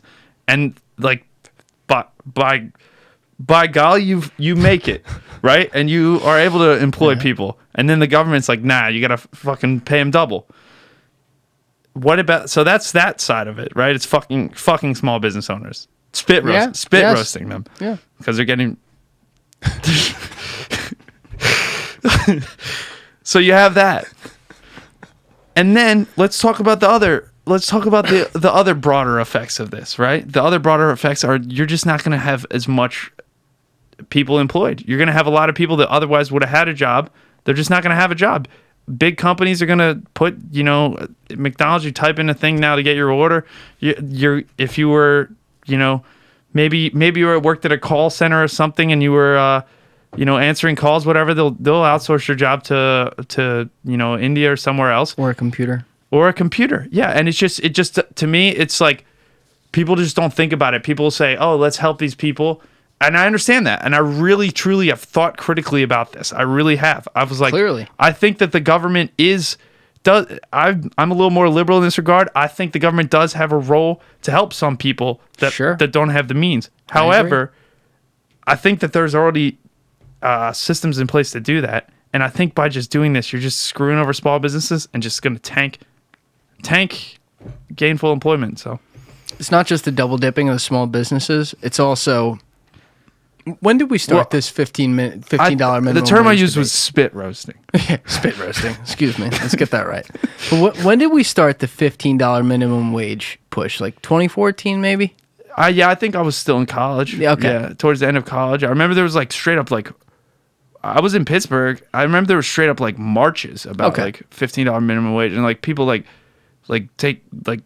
picketing for it. Let's call it probably around the Occupy movement. Okay, so that would even be like a decade-ish ago. But let's say it's 5 years ago. Since we started that argument, $15, rough math without looking at any data in front of me right now, goes as far as $10 did then. Yeah. Oh, well, now we're getting into the inflation. That's a whole, and we're coming up on the end here. We just did 3 hours. Pretty good, man. But, we could touch that forever. So I guess we're doing that next time. But I agree. I think it's another one this came up one other time. I think it was Miles Matthews who brought it up. And I'm like, bro, I don't know. I don't have an answer for you, because I think the answers are bad. I think the answer of, let's just stamp that on it and double dip on small businesses, disincentivize the economy as well, and then, just to make people happy in the short term and really make them miserable because it comes downstream and takes away jobs altogether or automates them. I think that's bad. I also think it's fucking terrible that people are trying to live off of $7.25 in this country at this point, which is ridiculous. Yeah, well then lower the fine. Then put the onus on the small businesses, but then giving them a reprieve in taxes. You can't have it both ways. Yes. So I'm a practical person. Yes. I like to think that I think critically. You just cannot have it from both ends, in my opinion. And I'm not going to sit here and say that the government has no role to play in helping someone who's, for whatever reason, for whatever circumstance, is not capable of earning much more than minimum wage, I'm not going to say the government has no role in helping that person. I'm not going to say that person should be in the street. I'm not going to. That's not a world I want to live in, where there's people in the street starving and homeless. I don't want that. Yeah. But I don't want to live in an environment where you're changing the goalposts as a small business. Oh, welcome to the world, man. Welcome to the world of moving goalposts. I think we've seen enough of that over the last year and a half to realize they do that on everything. Yeah. Which is sad. So you brought up that point by saying we're getting less freedom on things, and that was an interesting example to use with it, but it's actually great because that you would never think of that way. But the way you related it to what the government's trying to do from a power perspective of double dipping, yeah, prime example. Prime example of the goalposts that are just going to keep moving, and there's always going to be something wrong with it, too. So I like that. Word. It's a great spot. I'm tired, man. Brother. I'm tired. I'm tired, too. We had a long one here, but it's a good one. Yeah, thanks for doing it, brother. Yeah. Pleasure, as always. Anytime, man. We'll do it again, and I'm glad we got you the first time to do this, because now you like it. Yeah, yo, you want to run it back right now?